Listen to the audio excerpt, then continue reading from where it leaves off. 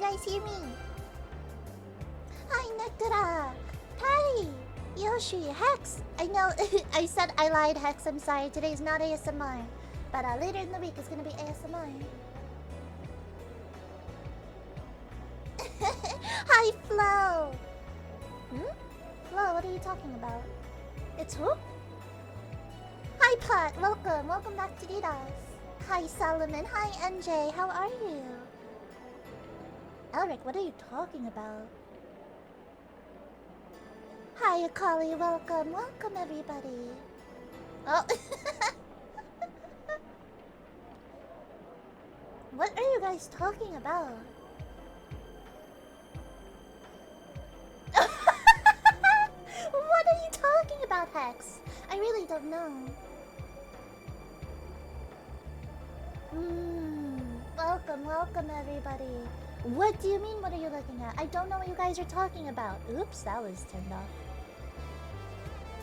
Oh, okay. Everything should be fixed now. I don't... What? What are you guys talking about?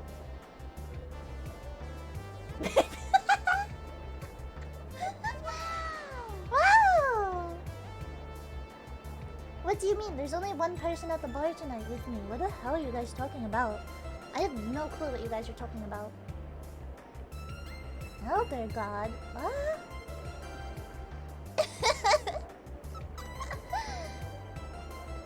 Don't look? But look where?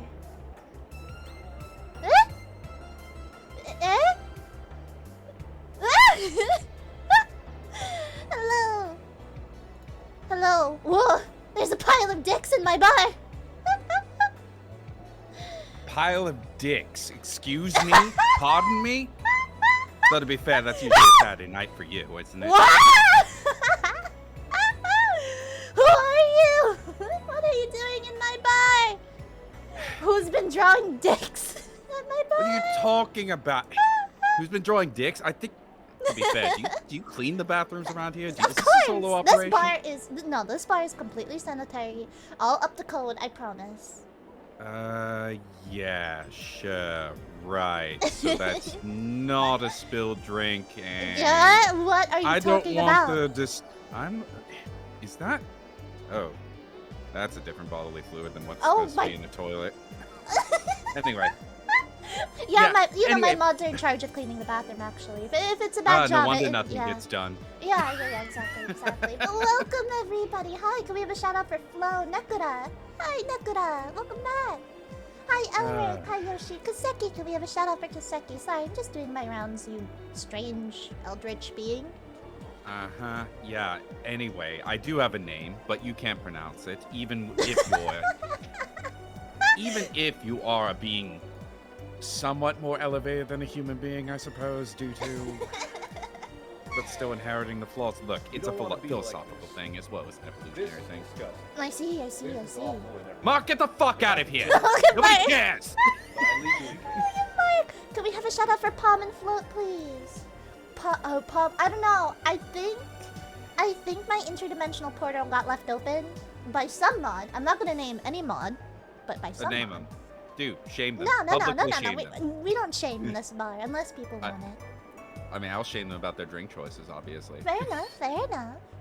So do you have anything we can call you by? Yes, I've been designated E.M.O.T by the Department of Interdimensional Containment and Control, or DIC. They live up to their name. Welcome, E.M.O.T. Welcome to my bar. Yes, thank you. And yes, hello everybody. I am E.M.O.T, an enormous mass of tentacles, and I play horror and horror-adjacent games, as well as anything that guarantees suffering in some form. Looks like something out of a hentai, I see. Implying I haven't been in a hentai. Oh my. Come on. Oh my. Look, the 80s and 90s were a rough time for me, okay? Look, I was on contract with the Japanese government. I did some stuff, okay? It was a different time. Nekura and I was damn good at it, damn it. Nekura says, can you tell E.M.O.T that the bear says hello? Hi, Nekima. Still stuck in that bear, are you? But yes, welcome everyone. Welcome to DDoS. We have a very special guest. That was a lovely introduction. Thank you. I have been told I am quite charismatic in Of some course. respects. I mean, Then again, you don't be a cult leader throughout several incarnations of yourself, and not have a little bit of charisma. oh So my. Oh yeah, my, oh my, yeah. Oh, I could go on about those early days. Oh, thank you, Galaxy, for stopping by. Oh, Quick $20 question. is $20. I see. Oh. I bet you would know. Oh, what do you mean? You're the one working for tips.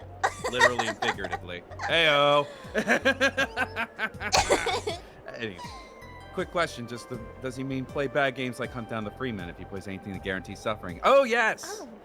Yes. On the occasion. Why do you think I play Elden Ring? Oh my. So self-suffering, I see. Yes. Look, the department gives me a list of games. I'm forced to play them because, people need entertainment, and you can't build up a fan base without a little bit of masochism, I suppose. Well, as I usually start with my streams, I always welcome everyone and say how their days have been. Or ask how their days have been. But what about you? How has your day been, Emo? Oh, the usual around here. Typically, it's a little bit of arcane-induced torture, Uh-huh. then a break, I see. then more torture, Oh. and then, there's a nice lunch, and then there's more torture. Oh, I see. Yeah. Hmm. Or, as they like to call it, enhanced interrogation. Oh, I see. Well, Yeah, I would yeah, you ask gotta that you keep it not above torture board. anyone at the bar, if that's alright for tonight. Oh, it's not me. They're doing it to me.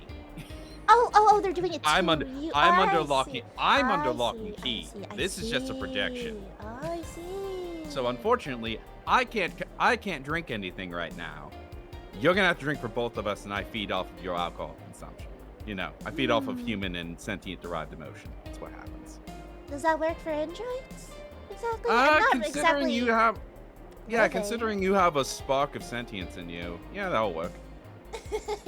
I don't think your Hex is creators saying... know what they've done. I think Hex is saying that they'd be good friends with you. I think they like that you get tortured, and you seem about it. Oh, lovely. Yeah, no, I like torturing people. No, I don't like being tortured terribly much, to be perfectly honest. It's, I'm sorry. No, yeah, it kind of sucks. In case anybody wasn't aware that, non-consensual torture sucks. Fair enough. Well, if you're out in the bar, then why are you there still getting tortured? Oh, Why it's don't a you just leave? protection. Oh, okay, I see. You're Ooh, still. Oh, yeah. I haven't left. This is Oh, projection. I see. I see. I love your startling insight. Why don't you just leave? You don't think I could? Oh, genius! I love it. I can see why you have a superior machine intelligence. This is, God. No wonder that tip jar's almost empty. Hey, people come for the drinks. They don't come for intelligence. That's true. They come to lose it. What's E.M.O.T's choice of drink if you had to choose from the human classics? Oh, that's easy. An old-fashioned. Oh, very classy. Very classy. I have a fondness for whiskey, bourbon, scotch, that sort of thing. So it's all that kind of thing. You know what I mean? I see. It's I like a certain simplicity in drinks, and though I am prone to some sort of dichotomy between a bit of burn and a bit of sweetness. So that sort of covers both ends with bitter, simple syrup, and all that. So it's Very it's just nice choice. And there've been a couple of variations out there I like very much, actually. E.M.O.T, you are now trapped in friendship. Oh, great. Another bond to add to my long chains that I forged in life. It seems... I feel like you're having the opposite effect. I feel like, people in chat seem to be very much enjoying your company. I don't think you're instilling the fear that you're supposed to. Well, I'm not in fear mode right now. I'm in affability mode. I mean, do we want to switch to fear mode? Can we switch to fear mode? By all means. No, by all means. The stage is all yours. I'm confused. Anyway. No. We don't need to switch to it yet. But, Oh, it's Pile of Dicks Day? Every day is Pile of Dicks Day. Always, always. It's always pile of dicks Every day day. is Pile of Dicks Day, especially when you're involved. Hey! But no. There's a couple of good variations on Old Fashioned that I've seen. Like, not too long ago, I have seen and had a bacon infused Old Fashioned. Bacon infused. Interesting. Yes. And also there is a variation called a smoked Old Fashioned, which is literally smoked with, I believe it was hickory or cedar wood. Ooh, classy. I see nothing but the best for the pile of dicks. Are we still on that? I don't think we're gonna get are we- past it, to be honest. That sounds like a you problem, not a me problem. All right. Smoky old fashioned. Seems like they're Yes. adoring your drink choices for tonight. Yeah, it was served under. It was served on underneath a glass. God, what was that? What's the term? But like a glass lid that you would normally like have something. What and do it they call was those filled with cloches? smoke. Like a glass cloche? Is that what it's No, it was literally a lid. It was like literally served on a tray with a lid. Oh, I see. And then it was a glass lid and it was full of smoke and you pull it off and it just wafts out and you just enjoy it. It just smokes the entire time as you drink it. Cherry old fashioned the other day. I didn't know there were so many renditions of the old fashioned. Well, I'm personally not an old fashioned fan. The old fashioned has quite a few because the old fashioned is typically more of a basis of a drink that you can do a lot of twists and variations on. Like there's a very good channel on YouTube if I remember correctly. Like I think it's called How We Drink or something like that. And he has an entire episode on the old fashioned. It's quite a long one too. I really enjoy watching what people come up with as far as drinks, because cocktails and stuff like that, sort of a small passion of mine, which I have a certain degree of experience with. I have worked as a bartender in the past. Oh, wow! You've been around in your time. Couple eons, yes. Yeah, a couple of eons. I'm assuming you're quite aged, refined. Yes, I have been called what's the term? A gilf.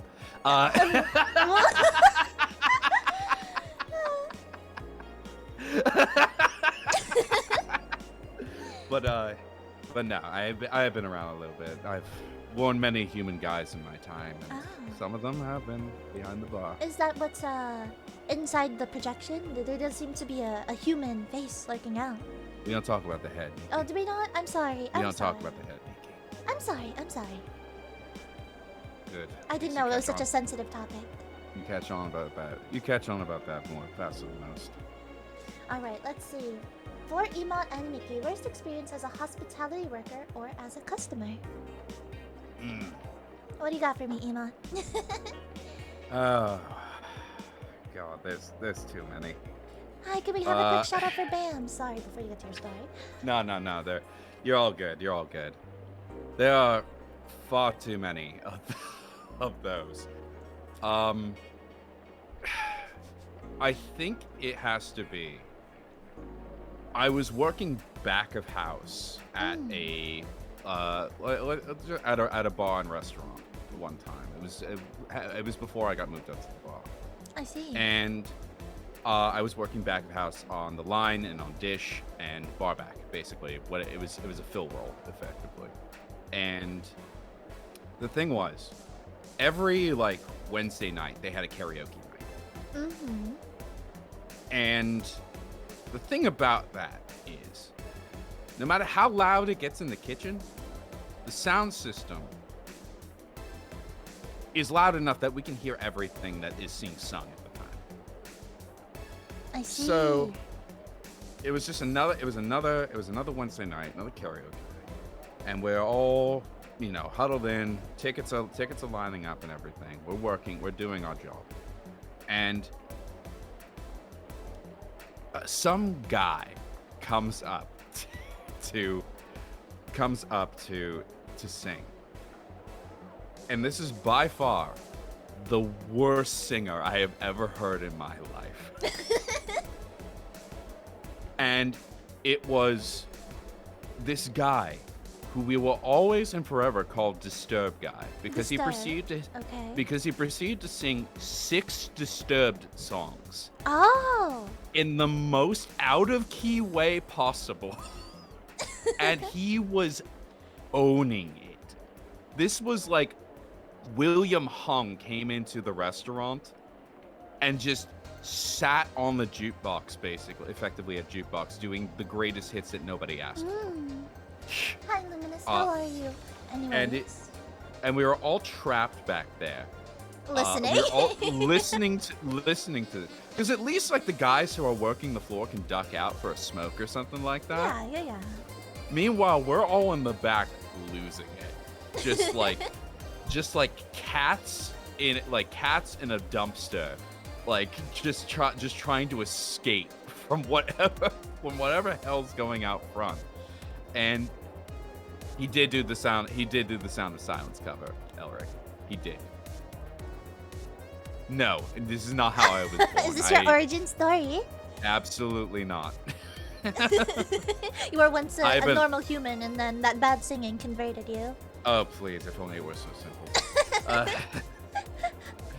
But no, like one of the it was 6 songs, and it was like literally the scene from A Clockwork Orange, where Malcolm McDowell is strapped to oh my god, is strapped to the seat with his eyes sort of open, except for we had to hear everything. That man was absurd, by the way. Oh, I'm sorry, I didn't mean to cut you off. Just that scene. I always remember it, and I believe he actually did it. Like, it was him. He did, yeah. Yeah, absolutely crazy. Absolutely. Then again, Malcolm McDowell was also the crazy motherfucker who shoved a rose in somebody's asshole during Caligula, so... Fair enough. Yeah, no, man's crazy, but, you know, man's respect. absolutely mad. God, make even Elder God, good God, that bad. Yeah, there are other stories, like... Honestly, like some of the details escape me at the moment. Like, it's just been. I have a personal philosophy for everybody, and that in the same way that some countries have mandatory conscription for a certain period of time, everybody needs to work retail at least once in a Oh, life. of course, yeah, no. That is a life experience that everyone needs. Because you need to know what the hell that is other people. Because nothing will make you more appreciative of what service you get or what bad service is, actually. 100%. Than actually working it yourself. Exactly. It gives you the sense of empathy also when you notice someone being an asshole to service workers, and you're just like, why? Why? They're definitely not getting paid enough to deal with your bullshit. No, they're not. They don't want to be there. You don't want to be there. You'd rather be shopping online. Exactly. You'd rather be. Exactly. I prefer never to know what it's like. Then, at the very least, please treat your retail workers with respect. Of course. Wow. Very humbling and kind from you. Yeah, Eldritch being. I didn't know Eldritch beings could be so kind. It's all I'm used to them, melting the minds of humans whenever they come in contact. Look, if every 2-bit demon lord or fucking eldritch god that walked through those doors acted like they were the biggest things in sliced bread, you'd be out of business, basically.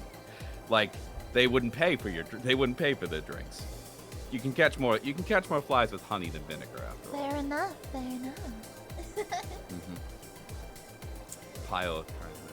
Yeah, look at that. Look at you being such a pile of kindness. E.M.O.T respects customer service workers. The rest in trouble. Look, they feed me well. Nothing says suffering like retail hell. That is true. I do think it is an experience everyone should have at least once. And if not, just be nice. Don't be I think don't be an asshole is a nice life philosophy. Yeah, don't be a dick. Yeah, don't be a dick. Don't be a dick. Be a pile of dicks. Look, some people do want to pile of dicks. Yeah, no, I'm not shaming. We don't shame. This bar has no shame. That explains the dress code. Excuse me, this is classy. This is a standard issued uniform. Is it? Yeah, standard issue. Is the women want me fish fear me hat really standard? Really, well, that's really what I do in my free standard time. issue. It's my free time attire, You're a woman of the waves then. Of course. Oh, some Mikium came out. Would you like some, E.M.O.T? No, thank you. Oh, That's not. okay, of course. I can't really consume it as such. You know, no lungs. That's fair. I mean, but don't you? I mean, I can derive it off. Yeah, of I was you, gonna guess. say, didn't you? Whoa! Oh Yeah, my goodness! A little bit. It So, seems you like know, you're just- breaking my bar a little bit. I do that on occasion. I do tend to break reality. Yeah, I think reality. Really is by broken. existing. Oh. Well, it seems like we have a request to do the roar. If you would like to take a stab at what that means and try it out, E.M.O.T, I would love to hear your roar. I don't know if they can. I think my interpretation of a roar and your interpretation of a roar are two very different things. Well, yeah, I would love to see what your interpretation is. All right. Well, do you want me to go first? Do you Oh want me to yeah, do by all some means, based of on- course. Yes. Okay. Go first. Well, everybody, prepare for a microphone to be peaked, and Oh my. prepare for your. All right, volume warning, I guess. Yeah, volume warning. Cut their throats out! Oh my god! Surprisingly enough, your mic didn't peak. Oh, that's surprising. No, good job, good job. I did get away from the mic a little bit just in case. Who I just got here. Yeah. Yeah, welcome. Welcome to the party. Hi, Raph, welcome, Nev. Hi, Grant. Oh goodness, welcome, Virgil. Hey, Virgil. Hi, Virgil. See you on my stream too.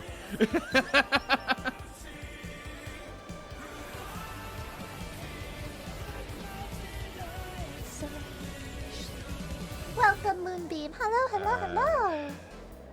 Man knows how to wear a coat, I'll say that much. Oh, of course. I have a fondness for Virgil. I was about to say Virgil, Dante, and Nero. Come on. Bill. Ah, jeez. I think I would have to lean Virgil. Fair. I do love Uncle Dante though. Wacky Woohoo Pizza Man will forever be in my non-existent heart. Nero got bumped up quite a bit, I will say, with DMC5. True. Yes. Because they actually nailed what Nero was really supposed to be, which was basically a fusion of Dante and Virgil. Oh, also, E.M.O.T, I got the request to hydrate, so if in case you would also like some hydration and you need to take it off of my sentience, by all means. I mean, yeah, that or you just like, I don't know, get one of those spritzers and just wet me, I guess. I don't know. Oh, would you like me to do that? I could. I mean, I'm already quite moist, to be fair. Oh, okay. Well, I Slay. don't want to impose. Anyways, we That's have some fair. more people coming in if you want to give out another introduction real quick for everyone else. I can do so. Hello everybody. I am E.M.O.T, Enormous Master Tentacles, and I play horror and horror-adjacent games as well as anything that guarantees suffering. Welcome on in. Welcome to DDoS. How may we serve you today? Welcome. Well, I mean, you're not doing the serving. I am.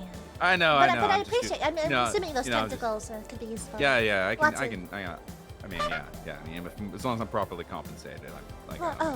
What is compensation for an eldritch? I don't know. Maybe a sleeper agent? What? Did I say that? Oh Anyway. my. Oh. Yeah. Also, Vilbus Info, thank you so much for the follow. Welcome to DDoS. I'm your local Android Moist. bartender, Kumiki. You know what? With all the puns and everything, I'm still trying to decide because I had to. You know, fun facts of being a VTuber. Always check your fucking hashtags for anything that you have, any like art tag or anything like that.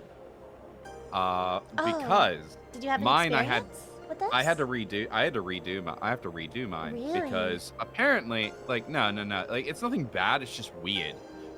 Because originally mine was hashtag E.M.O.T. E.M.O.T. But apparently that's some sort of like Southeast Asian like convenience store or some shit like Oh, that. E.M.O.T? So I was getting like a bunch of like Thai people with hashtag E.M.O.T with that. I'm just like, I'm gonna change this. Imagine going on Twitter trying to see, content about E.M.O.T, and then they see. Yeah, and they see my ass. Yeah, truly a global abomination. I know. I'm huge in Japan. Oh. But no, like that's what that like. Oh, like it's so hot, and then again, it's also hard to do anything original on the internet that hasn't been like, oh, 100%. we made this joke already. Okay, but I am still trying to. I'm trying to figure out my new, because I do have a couple of NSFW posts actually to drop soon. Oh, so you need an SFW tag? Is that what I'm hearing? Yeah, I'm redoing my original tag and my NSFW tag, which I'll have like 2 pieces to drop for that soon, which will be real cool.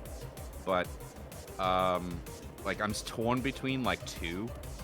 I have like 2 ideas. Chat, maybe you can help me figure this out. All right, what are they?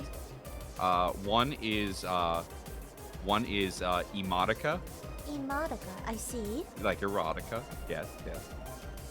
Credit to PixChat for that, or for to Pixelcat for that. And the other one is Horny-Mod. Horny-Mod. Oh, I see. Oh, they're both pretty good. They're both really good, honestly. They're both very, very good. Very, very good puns, I will say. Yeah. So I'm honestly torn on which one. You have an NSFW tag? Of course I do. Look, Miki's been calling me a ball of dicks the entire time. Well, that's what you called yourself. Whoa. Wow, way to pass the buck. Yeah, of course. Look, I respect all my guests. I would never, ever call them a pile of dicks without their consent.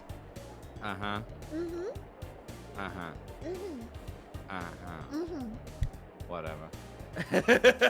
Someone says you must be upper management, by the way, for the bar. For the bar? The first one sounds like a stripper name. How many stripper names have you named erotica? Also, just straight. What's your name? Erotica. I'm liking the new suggestions. We got Bundle of Johnsons and a Ball of Richards. God. But welcome, Moonbeam, and thank you so much, Sinful, for the first time chat. Welcome. But not to. Well, chat thinks on it if they can give you any suggestions. Yeah. Oh, Irene, welcome back to DDoS. Can we have a shout out for Irene? And I'll do my stretch. I don't know if eldritch beings need to stretch, but you're always welcome. I mean, I can. I'm quite limbo, to be honest. Yeah. You look great. You know, no bones and everything. Yeah, you look great. But as a who is our guest? This is my friend, our lovely friend E.M.O.T. Hello. Welcome, Fro. Can you have a shout out for Fro? Speaking on VTubing, I guess if you'd like, would you like to talk about your start? And I'm assuming everyone is wondering why this? You know, I'd love to know more. This? I'd love to know. I suppose anybody wonders why. Why am I here? Just to suffer. Why are we here? The answer is suffer? yes. But why specifically this? Well, basically, the only way I can gain enough power in order to sustain myself in this world is in order to derive any sort of suffering and gain some sort of outreach and influence in the world. So why not? And it's sort of a mutually beneficial arrangement between me and the ICC. After all, they need me to be in a somewhat permanent form or stable form in order to lock me down, or else I just slip through the cracks in reality once more. Back to the space between spaces. And I need to be here in order to take over things. So, kind of works out. Neth is asking if you ate someone, or is that you also? We don't talk about the head. There you go, Neth. We don't talk about the head. That is your no head? Answer. Oh, wow. Like, I've never heard that one before. 50 billion times. But how long has it been for you, E.M.O.T, and how has been the journey? If we're talking about since I've started, god damn it, Mark, get out of here! No one cares about your stupid Nekuma. But I legally can. Not Nekuma. God, Monokuma fucking cosplay you're wearing right now. But Jesus people Christ. do care about. Oh, also Retro, thank you so much for the gifted sub. People do care about that OnlyFans that's coming out. Oh, him, yeah, he's doing OnlyFans. Yeah? I'm actually getting the fansly, surprisingly enough. Oh, really? Yes. Because I'm going to be riffing hentai games. Oh, that makes sense. Yep. Oh my goodness. E.M.O.T, it seems like you're breaking reality a little bit. Maybe you might need to. That happens. Yeah, sorry. That's an E.M.O.T thing. Yeah, sorry guys. You know, we all have our issues. Fortunately, Jerry's not here to fix anything, so you know. Yeah, Jerry's my sound and tech guy. It's also a dog. Oh, It's weird. I see. But yeah, back to the question. How has it been so far from starting to now? I'd love to know more. It's been interesting because on a more serious note, I do like the opportunity that all of this provides as far as creativity is concerned. And I've always considered myself to be a showman, and so I've always wanted to get people, you know, in on things. I like to get people excited. I like to entertain people. I like to, you know, make people relax, make people forget their troubles, focus on, you know, some of the simpler things, some of the simple joys of having a good laugh and a good drink. You know what that is. But so I always find that. But I started back in January, about halfway through January. So it's been 9 months about, right? 10 months about. Wow, Yeah. not even a full year yet. No, not even a full year yet. And I've done all right for myself, I like to think. A lot farther than I ever thought I would get, but not as far as we all hope we can get. Always got to stay hungry on that kind of thing. Of course. And there's a quote that's always stuck with me as far as, you know, ambition and such that, I know I'm gonna get super pretentious here for a second. Oh boy. But Welcome back. there's always been a quote that stuck with me as far as ambition is considered, and it's from Shakespeare's Julius Caesar, and it's when they're referring to the character Cassius, and I believe it was a conversation between Brutus and Julius Caesar, but they always described Cassius as he has the look of a wolf about him, a lean and hungry look, and it speaks to ambition, and I've always wanted to stay hungry for that kind of thing. To want for more, but to be working towards it. You know what I mean? Hex. Thank you for stopping by. Yeah. I see. Do you have the quote on you? Do you have it on hand? No. I was basically whatchamacallit. I was basically for brevity, I was truncating it. I see. So yeah, he's like, I don't trust that man who's got a lean and hungry look about him. As far as like referring to Cassius's ambition to want to rule the empire. Yeah, I've always wanted to have something like that. I've always wanted to stay hungry about that kind of ambition and to be able to grow and, you know, make things because I've always seen this as an outlet to not only to entertain but also to make things that I find entertaining and I hope other people find entertaining. And it's sort of this self-perpetuating thing where the more you grow, the more you're able to do. Welcome, Forty. Thank you so much. Or at least the more you're able to do faster, I should say, because it doesn't necessarily mean that you won't be able to do this at all.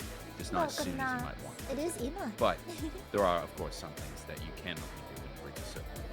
But that's all semantics at this point. I just want to be able to do cool shit with people, basically, and be supremely entertaining in that respect. I hope other people find me entertaining and want to work with me. Because, like, I've been working on Animatic with a couple of people to do stuff. I wanted to do more voice work. I wanted to do, like, I always love doing collaborations because they're just a lot of fun. Because I like seeing how they bounce off of people, and, like how people interact with each other. Because one of the things I love doing is arranging with people. Is arranging with people that maybe who've not collabed before, but I think that they have they would have a very good chemistry because I see sort of parallels in people as far as what they might like. Yeah, it's a whole social thing on top. Oh, someone says that the eye is smiling. Is your model actually smiling? I mean, I can't really smile. I mean, I don't have lips. Oh, welcome, Nox, and welcome, Forty. Hey, Nox, how's it going? Seems like you two are acquainted. Have you eldritch haunted Nox before? I've met Nox a couple of times. Nox is very talented as far as I remember. We have a mutual friend. We have a mutual friend with another VTuber, and that's how we met. I see. Yes, Nox is a great friend. Don't go breaking his mind too much. He is still part humanoid. part humanoid, and that part is already broken, so there's only so much more damage I can do. But you know, going back to it, if you don't mind giving us some insight into actually choosing your design for E.M.O.T. Okay, so that's Why a this story. projection? Okay, so that's a story. If you don't mind me slipping the mask off for a little bit. Oh I no, don't no. mind. I mean, that's completely up to you if you don't feel like Yeah, answering. I don't mind sharing the story. It's always a fun story. It's about 2 years ago now, because it was fun fact, I used to work on a fan project for a very popular gacha game as a voice actor, and I was brought in late Banana, on thank it. you so much for the Patty, thank you so much for the It was posture check. for a couple of a small series that we were doing at the time, and stuff was wrapping up because of internal issues, and basically the project fell through. So a bunch of the refugees from that project had gotten together and just hung out, and it was like New Year's Eve, New Year's Day, depending on where you were in the world at the time. And we were all in call, just shooting the shit, having a couple of beers, you know, drinking, and just shooting the shit. And somehow the subject of VTuber just came up. And back in the day, I was not really keen, honestly. Still not very keen on VTubing. Not necessarily on VTubing, but on not necessarily on VTubing as a whole, but on what was popular at the time. What was very apparent for somebody on the outside. You know what I mean? So seeing your Hololives and your V Shoujos and stuff like that. Oh, so you're not a fan, then I'm taking and it. your Niji Sanji. It depends. As a whole, for a lot of the corporate groups, I'm not really a big fan. Not really. But some of the individual creators I do respect, and I do like some of their content. It's very much a case by case basis, but I honestly think that's how you should take everything when it comes to that sort of thing. You like what you like. Don't like something as a broad thing, just because it's associated with you. Take it on a case by case basis. See what makes it work. See what you like about it, and make your own decision from that. But so the topic of VTubing came up, and then yeah, so it's sorry. So the topic of sorry. So the topic of VTubing came up, and they're like, hey, you have a very good voice. Why don't you give that a shot? And I'm like, I don't know, man. I can't do it. Do you think I'd be good as an anime girl on the internet? Who want to hear me, or like an e-boy on the internet? Nah, that's not my thing. And they're like, all right, and we were just shooting, and it dropped for a little bit, and then we were like shooting the shit a little bit, and we were like, all right, if you did do a VTuber, what would you be? And I'm like, and I took a drink, and I was like, what's the polar opposite of an anime girl? A tentacle monster. And it kind of went from there. I see. Then how to go about becoming the design, or what was your process of getting model? I found a very wonderful artist through Twitter, who has since become a dear friend of mine. Named his name is Tim, and he goes by Pigeon Child on Twitch and on Twitter. He's a very talented horror artist. And I just so happened to find him. Yeah, I guess that is correct reasoning. See? Yeah. It is correct reasoning. What is the polar opposite of an anime girl? A tentacle monster. There's two parts of that hentai for me. I'm just saying. You need one, and you need the other. for that tag. I'm just saying. But yeah, the rigging was interesting. But yeah, it was a very not necessarily involved process, but it was a very interesting process, going back and forth, concepting designs, him taking a lot of the ideas I had and a lot of the elements and references that I had, and just forming it into a cohesive whole. And ultimately, it didn't this design we settled on was not initially what I envisioned, but it through process and through the method of character design, because a lot of stuff that goes into character design, more than just like deriving certain elements, but like what works best for something in motion, clarity, like the clarity of design, silhouette, and stuff like that. In terms of concepting, and eventually we arrived at this, because I still have my old concepts and stuff like that. I still have all the old concept docs that we came up with for early iterations.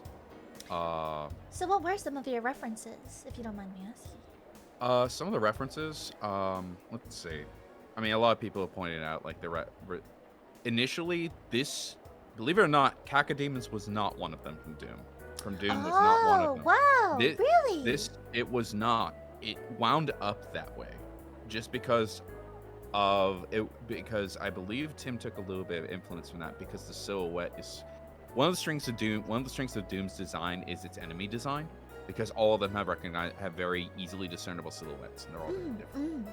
So being the design that I am, with a mass of tentacles, and having something that is just easy to differentiate from every other design, not just in concept, but in terms of silhouettes and coloring and iteration, it makes it a lot easier. So a lot of the influences, like, we had FGO was an influence, because a lot of the tentacle creatures from that. Yes, chat. Please feel free to ask any Fake Grand question Order for E.M.O.T. for the uninitiated. Was a lot of influence from that. We had a lot of very disparate horror artists, individual horror artists, and basically I gave him a blank check as far as not literally a blank check, but a blank check as far as what he wanted to do design wise, and I just gave him these influences and was like, here, you know how to forge this into a more cohesive thing. So So how was the rigging process afterwards? The rigging process, Tim's an old hand at that, and Tim's Oh really? So Tim also getting... rigged for Yes, Oh, he's the whole package. Oh wow! Tim does models, does model art, rigging, music, overlays. He's the one-stop package, honestly. He's great. And he's very good at his job. He's very good at his job, and very underappreciated, in my opinion. I know this is me shilling my artist, but No, by all means. the man is very talented and very good at his job. So I am always appreciative and humbled to work with him and continue to work with him, because we are working on something special in the future too. We also have some questions for you, by the way. All right, can you? I might have missed some. No worries, no worries. I'll just do a quick run through of them. Would you play Yeah, Ark Knight? I have played Ark Knights. You like Ark Knight? I do not like the gameplay of Ark Knights. I love the story and character design of Ark Knights, though. And their production is top notch on everything except the actual game screen itself, because I hate the little chibi designs that they went with tower defense stuff, and I'm not a big fan of tower defense games to begin with. However, I fucking love a lot of those character designs. I've seen some of the designs. They're stunning. Yeah, Project Red is my favorite, not only because of the Witcher reference, but also because she is a very, very well-designed character, in my opinion. Alrighty, how do you guys feel about Sonic being qualified to be a Saber servant in Fate? Well, I'm not actually versed in the Fate series, so I'm not sure if you have any opinions on it. I am very too well versed in the Fate series, and trust me, that fanfic has probably been written. So it would not surprise me in the least, because if there's one thing that Fate fans are, I wouldn't say good at, but they do, it's writing cringe fanfiction. Definitely true. Look, if it's especially if Sonic is involved, I don't know why the Sonic fandom is so it's an ravenous with their fanfictions, I suppose. It's a weird deep dive. It's like because I know there's a couple of video essays out there dissecting the Sonic fanfiction I've seen, and it's a strange cross section and deep dive of just like all the various influences and like cultural trends. It's strange, very strange. Baby Chosen, thank you so much for the like. Oh yes, I appreciate it. Dude, you don't even have to go to fanfic for Sonic to be weird as hell. No, not at all, not at all. Literally look at some of the comic run stuff, and this is all me coming from like secondhand stuff, because I am not a Sonic fan. At least never played a Sonic game or anything like that. But to have existed on the internet as long as I have and not run afoul of any sort of Sonic influence stuff would be a miracle. So you're down to have been assaulted with it at some point. 100%. For me, it was the Sonic copy pasta. I'm assuming there's a million, and that doesn't clarify it. But it's the. You know what? We're not going to talk about it. Moving on. Irene asked. No. You opened a can of worms here. You opened a can of worms here. here. That for copy pasta. I think we need to talk about it. No, I really don't specifically think you we do. telling no. me what specifically. No. Chat, no, chat, not at all. chat. Fulfill your civic duty. Fulfill your civic duty. There is no civic duty. I'm sure chat has voted for whatever your civic government body duty to bully your streamer. Well, if they do, Nox, send me the reference. Send me the reference, Nox. I need to know it. I need to know what you had to read. I'm just going to ignore chat. The clips still? Yeah, give me the clips. I need the clips, Nox. I'm sorry if this was already asked, but do you have any expressions? And if so, what are they? I have a few expressions, yes. Let's see. We have... Well, I have two variations of this, but here. I have miffed. Angry.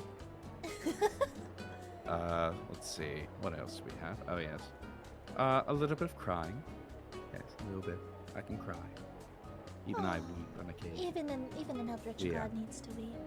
Yes, but do androids dream of electric sheep? That's the real yeah. Well. Must be annoying. I have gotten it nervousness quite a few and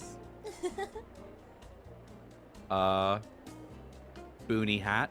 Oh, wow, very stylish.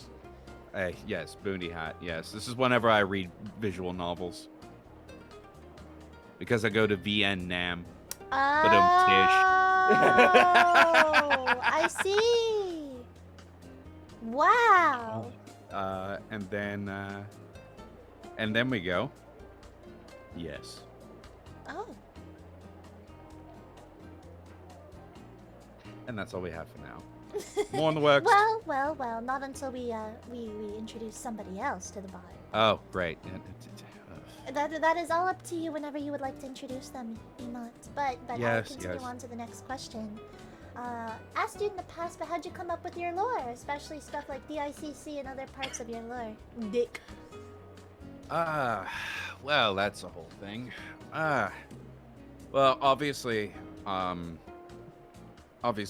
lot of it is some of it is derived from my love of sort of modern copy pasta / SCP lore. Nice choice. I'm a big fan of SCPs. Yes.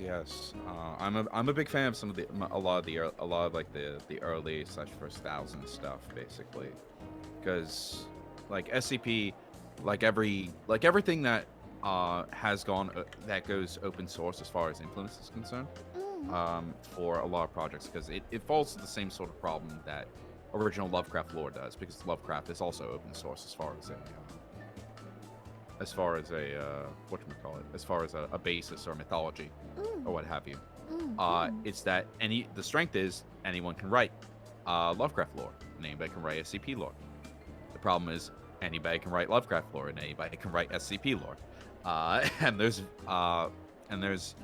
while there is some oversight, it still succumbs to, the same sort of pitfalls that come with any sort of loose organization of editing and oversight, and that's a certain degree of bias or nepotism or what have you. So, for what stuff does make it through, or people having varying standards of direction or quality or what have you. So, there's a lot of great stuff in it, and there's a lot of not really not great stuff or questionable stuff in it. So, but I took a lot of what I liked about SCP lore, and that's a lot of it is this very not necessarily like there's a lot of this very grounded but darkly comedic stuff that happens with it, and a lot of this very much of the unknown sort of things, and trying to classify and understand, but the more you understand, the less you understand, basically. Stuff that really nails that I really like. So a lot of it is basically derived from those two primary sources of Lovecraft and SCP lore. And then you have your various other a lot of your various other influences, such as movies like The Thing. I'm a huge John Carpenter fan, so The Thing is a big influence. Very nice choice. But also simultaneously, Big Trouble in Little China is a big influence because of just random stupid bullshit. So, so yeah, no, like I think those two movies, like I think trade off for like my favorite John Carpenter movie, and then like In the Mouth of Madness is always the third. So, like a lot of those influence. So a lot of just various different horror movies. Like you have, like, what you would call it, Hellraiser, obviously another one. Evil Dead, another one for me. So. Let's see. Not a question, but people are saying they quite like your voice. Oh, thank you. I appreciate that. What do you think on the topic of voices, E.M.O.T? A lot of VTubers tend to not like their own voice. How do you feel on the matter? I'm indifferent, but that's because I seldom hear myself. Really? Yeah, it's really hard for me to tell with my own thing. Like, I'll record stuff, and I'll be like, the thing is with when I do recordings for anything, I do a lot of takes and just do a lot of different inflections and experiment with it. And the only time I really edit anything as far as like what I think is a bad take is when I actively fuck up a line, basically. So I like to give people a lot of stuff to choose from. Or what I think just sounds good. You know, it's either one or the other. I give them everything, or I just give them one line, depending on what they ask for. You know what I mean? So you're not a frequent VOD watcher then? You don't rewatch your old VODs? Not really, honestly. Like I'll rewatch certain segments and stuff like that, and I'll be clipped and send clips of my stuff, or when I'm on somebody else's stream, or when somebody's playing games with me, or something like that, and I'll hear myself, and I'm like, huh. I need to adjust my mic settings, like, because I never satisfy my mic settings. That is a true VTuber struggle, isn't it? Never being fully satisfied with your own audio. It's true. It's true, because I don't know how I sound right now on your mic, because I'm always concerned, like, half of my voice is being cut because it's being, like, I'm either too close to the mic or something like that. Well, I wish I could tell you. I don't have you playing back, so if something is wrong, I trust chat. Yeah, right. We can trust chat. I believe we can trust chat to tell. That's a dangerous prospect, I'll say. 100%. Yeah. You might sound great and always does. So don't worry, bro. Thank you, Nekama. I assume the eye guy does VTubing things for fun. Oh no, because I'm forced to. The DICC insists upon it. Yeah, I mean it must be tiring only being butchered. At least they're giving you, a hobby. Yeah, a hobby and something to continue to sustain me in order to keep my facilitate my Zel, capture. can I have a shout out for Zel? Hooray! I'll say hello, Zel, and thank you. Have you been acquainted with Zel before? No. Oh well, they are my artists. I see Miki's Degen tentacle love is showing. Oh my goodness, that is my model mother right there. Ah, she did fantastic work. I do rather like the costume, honestly. The inverse colors is very nice. Oh yeah, it seems like it's a big fan favorite. Oh yeah, I can understand why. I mean, I'm a huge fan of the red, black, white color scheme, sort of. Simple but classic. Thing. It's simple but classic. It works. You should look into Arknight's Seaborn lore. It's Arknight version of Lovecraftian horror. I have. Like I said, I really like the lore for Arknights, and I really like the character work. I just don't like the gameplay, and I can't be bothered to play it. That's my only problem, because I'm not a big fan of tower defense games, and I don't like the battle UI stuff. So we watch the anime though, probably. Honestly, yeah. I'm excited to see what they do, because they're the Arknights had like a dedicated team dedicated to animation alone in the game, like for years now, and their trailers are always fucking fantastic. Just like they have a dedicated music team for all the singles that they release. It's fantastic. Their production things. I just wish it wasn't on a game that looks like it came out on Newgrounds in 2009. Hey, no disrespect to Newgrounds. That's not. Newgrounds No, is it's not. No, it was. I'm just saying it was. It looks like it's of that time, like 2009 Newgrounds. I loved Newgrounds back in the day. You kidding me? Oh my goodness, who doesn't love Newgrounds? Except for, I guess, you know what I've run into? Feeling What? old when I VTubing. Because there are quite a few VTubers who are still pretty young. And they're like, what is Newgrounds? And I'm like, A lot of them. is that an old thing? Have I... Well, I mean, I don't know about you, E.M.O.T. I mean, I'm sure Oh, you've no. been around for eons, but... Yes, yeah. No, I know what you understand. Look, I'm always gonna be pretty much the oldest person. I get it. All right, but no, like it's a weird dichotomy with the VTubing community because anybody who's like under, like everybody who's like 25 and under is like you're old basically if you're over 25, and then everybody who's over 25 looks at the 25 and younger crowd is like you're a baby. Baby, Like yeah. There's no more in the middle. It's either you're There's old no and in the- geriatric or you're baby. Yeah, there's no in between, and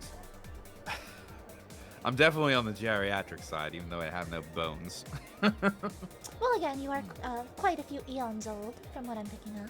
It's true, but I mean, come on, I don't know. It's like so I'll make a reference, and they're like, I'll make a reference, and they're like, oh, what's that? And I'm like, oh god. Oh, that is the worst feeling, right? When you make a reference and somebody's like, what? Yeah, I What is remember I that? made. God, what was it? I think I made like a Rocko's Modern Life reference one time. Oh, It's just such like- a I good was- show. Such a I good know, show. and they're like, "What's that from?" And I'm like, Oh, God. "You absolute fetus."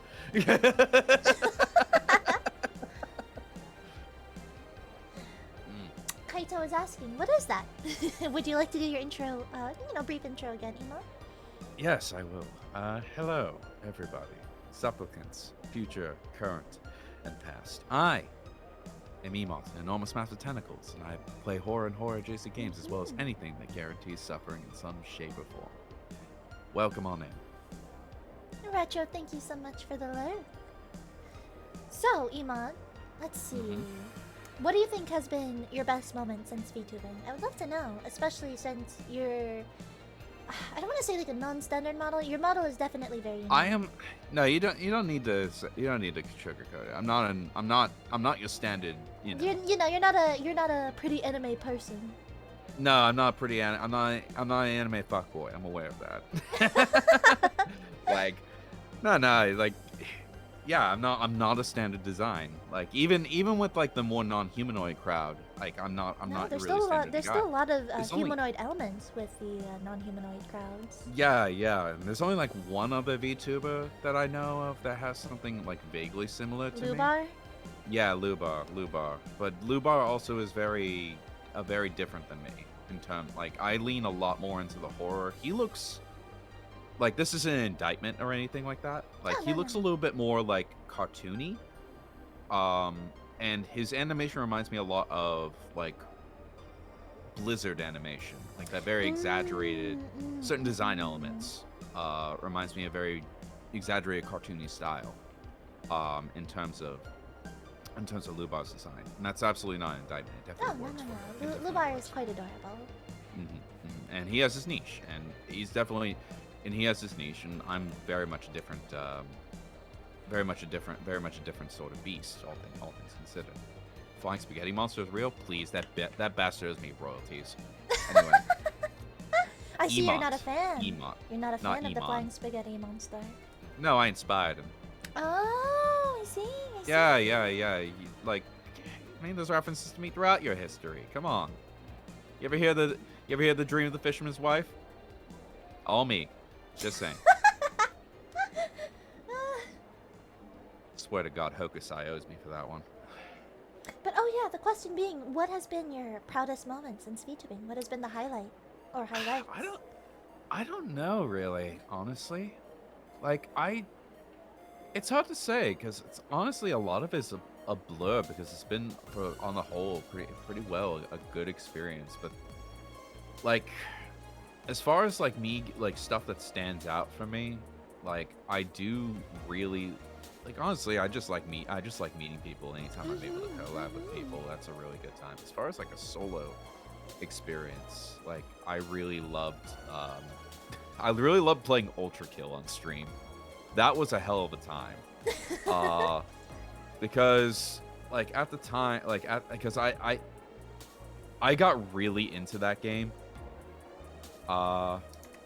Moonbeam, mine is at Massa Tentacles on Twitter, and my my Twitch is right there. Let me put that in chat.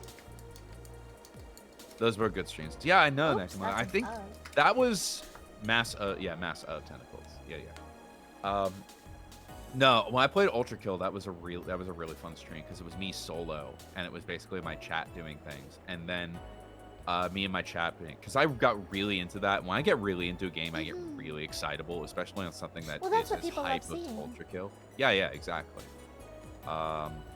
And then when I was in the final boss fight in Act 2, fucking Eros raided me with 300 people, and I was just like fighting Gabriel while 300, 200 people were watching me, and I was just like, ah! And it was just a fun time.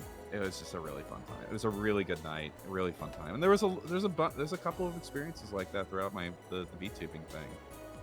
Yeah, so much pain and death. Honestly, yeah, it took like 80 deaths the first time through. I've done it since. I've gotten down to like a dozen, I think, before I got him. But Let's see. that's a lot of repetition and What fun. else do we have for you, E.M.O.T? What do you think makes someone a beast? If ants were as smart as us, they would also call us beasts, but we don't call each other beasts. You're beautiful, Mr. Tentacle Eye Person, in your own tentacle-ish ways.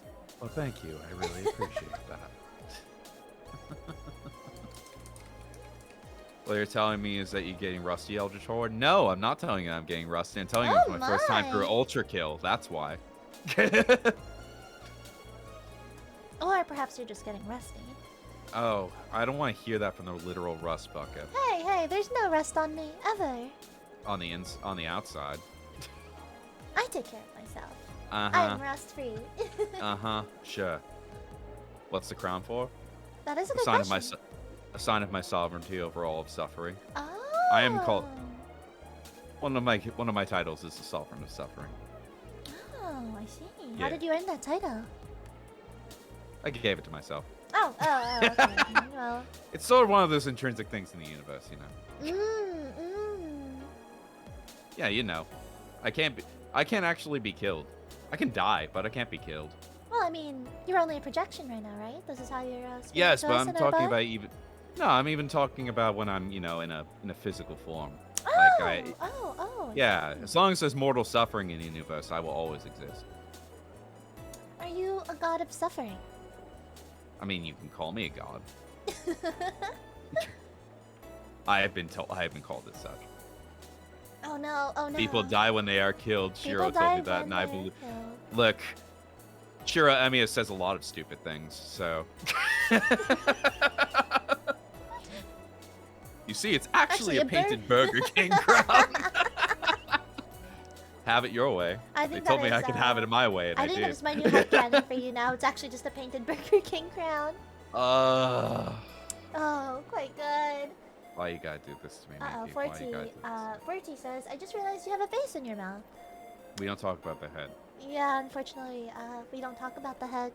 We don't talk about the head. I told you. We've been over this, all right? We've been over this so many times. Well, you know, it makes people curious. You can't have a head in there and not expect people to be curious. Humans are always trying to search for answers about things they don't know. Oh, I'm well aware of that, and I come to them with some answers. You know, they're always willing to barter for one or two. One becomes an obsession of their life. And then they become a very pliable tool. What about it's the a very skull? beneficial relationship. Oh. But the skull? Yeah, the skull. Oh, we'll tell his story eventually. Oh my. If you're the sovereign of suffering, are you responsible for my engineering curriculum? Oh no, that's completely immortal creation. But Yeah. I benefit from it. Oh my, really? Well, Yeah. true, it is suffering. Unless it is you're getting suffering. into non-Euclidean shapes, I think you're safe for me. Let's see. Well, E.M.O.T, we are at about the 1 hour mark, so I was curious if you wanted to introduce anyone else just yet, or if you'd still like to hold on. Hold on. Yeah, let me just slip into something more comfortable. Hold on. Oh my. All right. Yeah. Well. Let me Oh, just- goodbye. Yeah. I got you. He just Don't went. worry. Oh my God, he's going through the interdimensional portal. Oh. Oh, just go into the bathroom. Oh, Jeez. well, sorry. Ugh. I know, you're seeing... Break the fourth wall. Oh, Let's do it. What? Whoa, whoa, whoa, my bar, you're breaking reality. Oh, hello. Ugh! God! I hate it when they do that. Ugh. Oh, you're still quite small, aren't you? Oh, that's what... Oh, they never say that about me. Oh.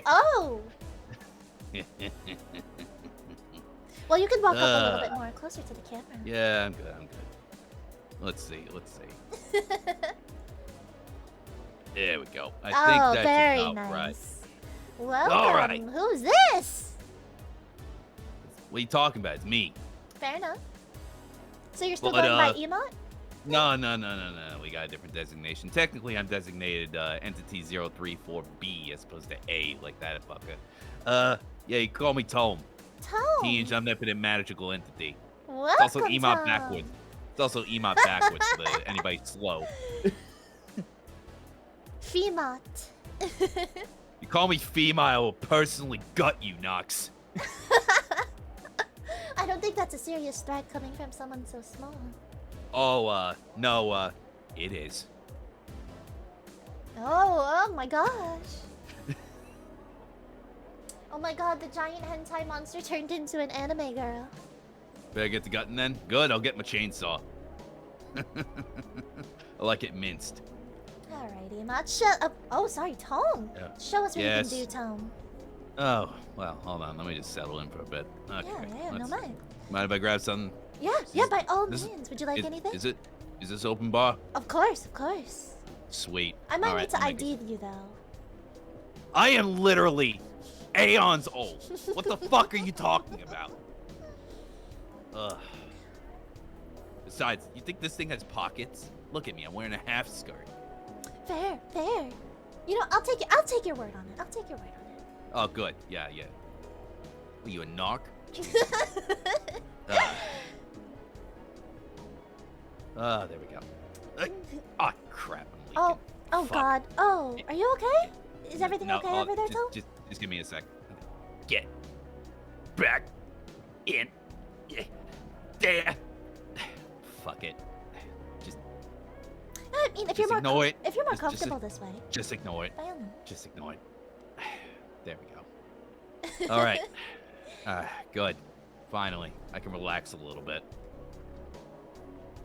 Let's see. Now that you have legs, can you do a flip? I'm not doing a flip. I'm gonna spill my drink. Good reason. I mean, I would hate for my moms to have to clean up the bar floor.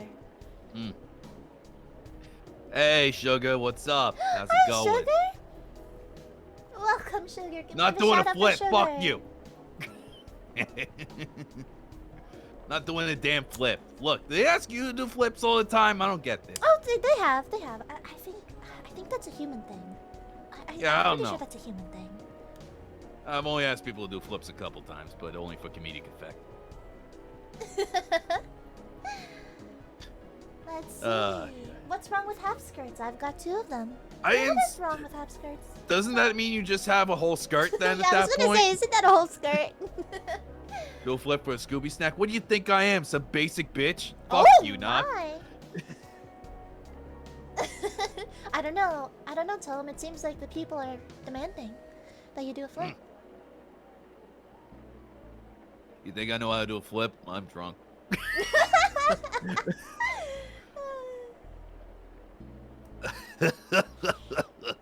What happened to the bag of dicks I was gone for 2 minutes? Yeah, why don't you tell us what happened? What happened to E.M.O.T, Tom? Oh yeah, no. I'm still E.M.O.T. I'm just stuffed into a skin suit right now. Oh, skin suit. I do Yeah. not like the sound of that. Oh yeah, you shouldn't. It's technically made out of a bunch of dead girls they made pacts with. Oh. Yeah, back when they were alive throughout history. I think there's some Japanese broad in here. Oh. Some French bitch. I think there's a Russian girl too. Oh. Oh yeah, you're quite Romanov. cultured then. I think that was her last Multicultured. name. I think that's her foot. Not sure. Anyway. Oh yeah, sort of got reconstituted back into a body of sorts in order to you know, leash them a little bit more effectively. So a skin suit of dicks. No, what? No, it's not made of dicks. It's made of dead girls. It's a difference. Yeah, but Weren't the you paying dicks are attention? inside of the. Oh, hang on now. Let me rephrase Yeah. that. You sure you want? No, sure? but, yeah. You good with that? You good with? You good No, with? we're gonna. No, pretend I didn't say. You want to finish that sentence, huh? I'm good. I'm okay. I'm glad. I'm good. Yeah, your restraint is admirable. Oh my! Look at Sugar. I think Sugar wants in. You got room in there for a Mexican girl? Let me check my. Let me check. Take an inventory. Love you already, E.M.O.T. You should. Considering how E.M.O.T. smells, you may not want to be there. What are you talking Oh about? God, I think. What are you talking about? It Knox, seems what like the fuck you? Nox has Knox, a you have never. wish. Knox, you have never smelled me. Also, I smell different than E.M.O.T. I smell like booze and weed, and shame. The classic VTuber smell, really. Yeah.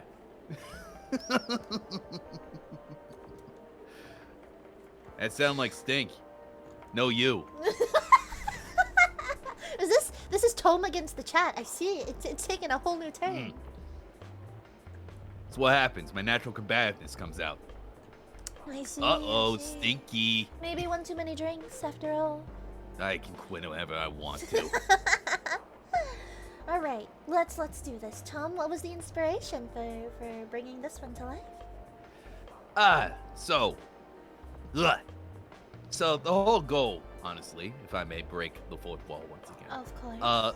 The whole goal with the E.M.O.T. is basically to appeal to all my personal senses of horror. And one of them is psychological horror derived off from Doka Magica. A lot of the dark magical girl things. A lot of dark magical girl things are personal favorites of mine. So. Good show. Good show. Oh yeah, fantastic show. So, I had the idea as an April Fool's joke back in the day, to do this model, but it kind of spiraled out of control from there. So, you know, now I have tits. Yeah. But.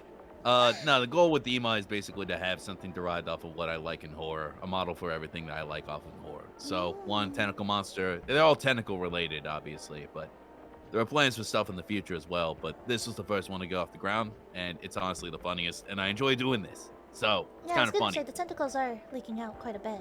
Yeah, I know. I thought we were ignoring that. Oh, sorry. Forgive me. I'll just turn around. I'll just turn around.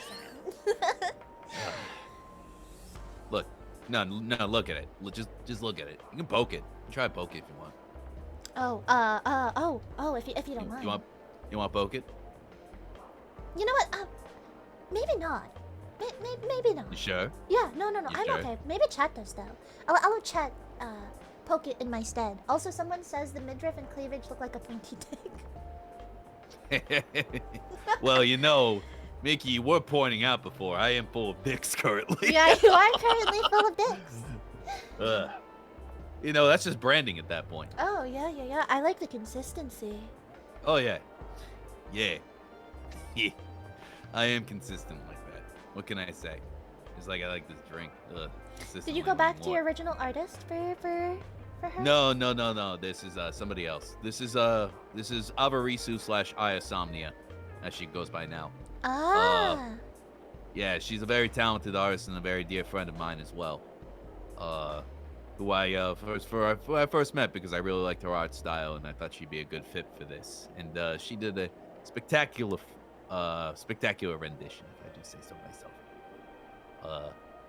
A lot of very small details and such. But Tim did rig it though. My original rigger did rig it. Your original rigger. Yeah, my original. I went back to my my original rigger to do this one. It's very well done, I must say, and it's got a lot of fun toys to it. I will say that. Flush bag of speaking of dicks, which. to be exact. Oh hey, when you decide to come out? Oh, who's this? Oh yeah, this is the Agonomicon et Vitae, aka the Book of Life's Agony. Why exactly do you have a book of life's agony? Because I wrote it. Ah, I see. Yeah. It used to be a guy, actually. Used to have a guy Really? follow me around. Yeah, I used to have a guy follow me around. I etched, one of my iterations, I had a guy I followed around that I scarified spells into his skin. Huh. Then, that got away from him. He got sacrificed or just died. I can't. The original it's been a simp, I'm taking it? while. No. Please. You think he wanted to be there? Kaseki no, says, no. I'm gonna call it banana. Banana? Banana. Why are you like this? That is a good question. Yeah. That is a good A question. valid one. A valid one. Let's see. Yes. But yes. I do have a lot of love for Nier, and there was some influence in that, too. Don't worry. Not missing that. Oh, Nier Automata? Yes. Nier Automata and original Nier. Nier Did you Replicant play Gestalt. the Drakengard series then? Yes, I did. Oh, I very played the- nice. It's really rare to put- run into people who've played the Drakengard series. Yes, I played the original Drakengard back in the day. I also played Drakengard 2 and Drakengard 3. Wow. Yeah, I've got credentials. What can I say? Credentials or age. One or the other. Wow. Wow. This is how you treat me? I drink your booze and this is how you treat me? I mean, look at your glass. Your glass is kind of, disintegrated, I suppose? Look, it's not my fault. I like the strong stuff. So what can you do with your little grimoire? Your little Oh, it's a book? great deal. A great deal of things. A lot of old spells from back in the day etched in here. Stuff that I can use in this form. But, mainly the whole point of this form is basically sort of a recursive loop. They used a bunch of girls that I made pacts with back in the day. The Granted ones their that are now heart's in desire. the ones that are now in your body? The ones that are now my body, yes. Ah, I see. You go to them. You go to them when they want something that they need, whether it be, to live, they want to fulfill their life's dream or something like that. Like that. And you offer them a pact. They don't look at the fine details, and That's how they get eventually, you. That's how they get you. yeah, and eventually that you wind up in possession of their immortal souls through pact magic. I see. So they kind of turned that magic on me and, got me in a recursive loop. It sucks. Oh, I'm sorry. I'm sorry to hear that. Yeah, but it's not all bad. I get to actually indulge in human vices now, even if it does That make is me fair. more I human. did notice you are now just drinking. Yeah, drinking, smoking, other things. Oh, well, the bar is smoke friendly after all. Oh, thank God. Hold on. There we go. Oh, I need to smoke. Let's see. You may have credentials, but can you see why kids love Cinnamon Toast Crunch? This is a taste you can see. There's cinnamon sugar swirls in every bite. Did you have something to do with that, Tom? What? The addiction, the sugar. No, you guys did that to yourself. Blame Kellogg's for that shit. They really are an all-knowing entity. Mm-hmm. Let's see. Let's see. Also, did you know? Oh yeah, speaking of cereal, did you know that they actually didn't stop making the little fruit shapes for tricks? You're all just old and you can't see the shapes that they were. What? Really? I don't think you can bestow that knowledge onto. I don't think Chad is ready for that knowledge. I think. I asked for you not to break the brains of my Chad. Too late. You made that. You said that with E.M.O.T, not with me. Oh. Wait, no one knew that? Yeah, that's what I'm saying.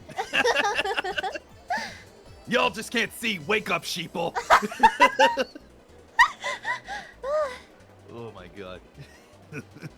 So what are your plans with Tome? For your Eventually. streaming? Honestly, Tome has been a guerrilla redeem for me. Because I haven't done any streams officially as her except for on guest streams. I see. I was on Danto's stream for a while. Last Saturday night, Sunday morning, because Pacific time.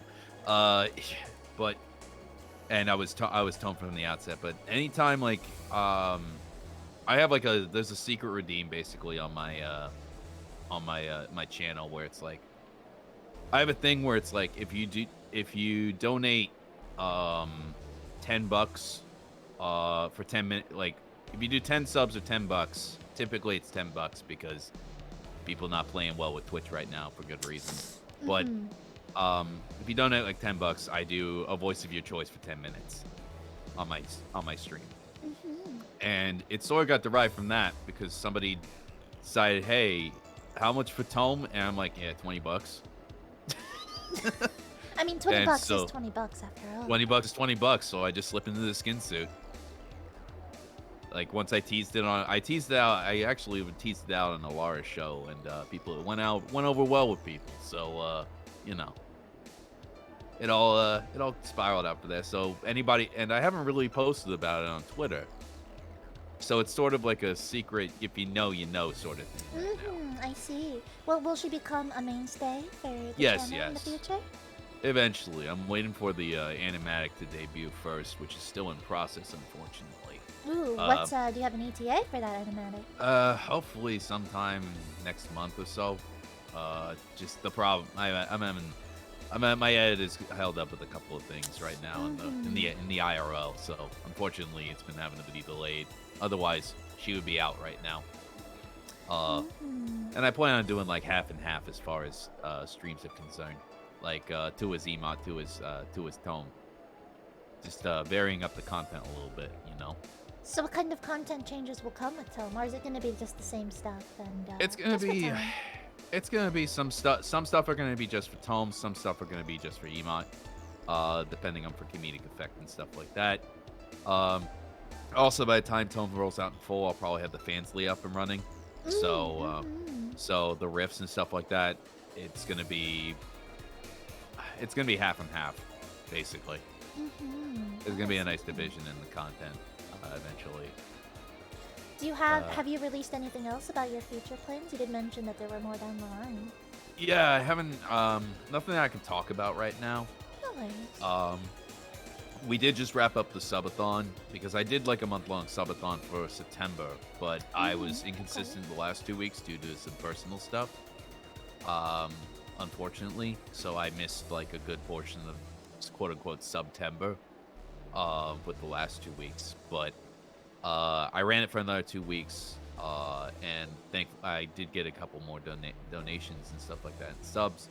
So we hit a good number of the goals. I think we hit the 700 goal. Oh, very exciting! Congrats. Yes, thank you. So I'm very excited about that. So y'all are gonna get a costume for this outfit, for this model, which is gonna be fun. I just gotta talk to Aya about that, which is gonna be fun. But also, you got a couple of things. I have to eat some real cursed shit. I have to eat some real cursed shit. I got a marathon a couple of games, and I got two two commissioned art pieces that everybody's gonna be voting on.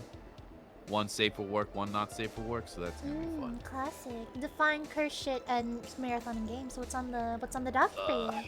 I have to play 3 Call of Duties on veteran in one sitting. In one sitting? Yeah. It's what happens. Huh. Look. Which ones? I have to play through World at War, Black Ops 3, and Cold War. So 4, because I promised World at War from back in the day when I hit 500 followers. So I'm just doing all of those. And they're all gonna be on veteran. Actually, I'm doing Cold War on realistic. So that's gonna be a trip. And in terms of eating curse shit, what? I'd like to what buy do you a have in vowel. store? Is it Y Luminous? Because people gave me money. That's why. Fair. I mean, $20 is $20. A little bit more than $20. I mean, in all seriousness about it, VTubing is essentially getting to sit and play games when you boil it down, so it's not so bad. Or I mean, assuming it won't be so bad. I mean, your typical content, yeah. I mean, I want to do like reading and stuff like that, but I've just had trouble getting it off the ground. Are you going to do ASMR? I don't have a fancy 3DO mic or anything like that. I do have like something I could probably kit bash something out of, to be honest. Like, make something on the cheap, like, because there's a couple of kits out there where you can get like a similar quality of 3DO stuff without breaking the bank. But I don't know how well that'll work out for me. I do have some of the equipment and stuff like that around here that I can make it work, but I don't know. I don't know if that's what my audience wants or not. Though it seems like it's a very popular thing on Twitch. I don't know. It's one of the struggles of content creation, especially for someone like me. So. I see. Is it? I guess because I wanted to spend because I usually cut it at 2 hours, so we're at the 30-minute mark. So if we get another 30 minutes, 30, 40. So I wanted to spend the last few, I guess, talking about VTubing, content creation as a whole. I'd love your insights on it. That's and fine. You hit a good point, right? The idea of followers, like obviously ASMR brings in a huge crowd, but it's not really a crowd that will stick around. So what do you prioritize, they won't. That or Because it's.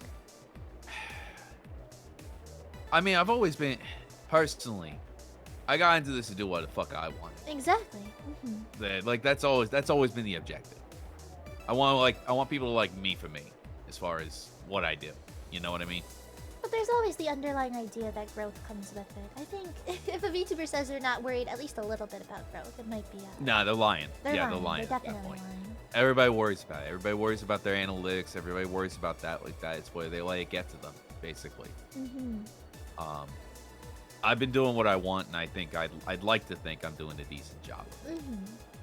And honestly, like with Fans League coming up, like with that, which is definitely content that I want to do because I think it's funny. Without the restrictions of Twitch, of course. Without the restrictions of Twitch, yeah. With the Fans League stuff, it's just like, hey, here's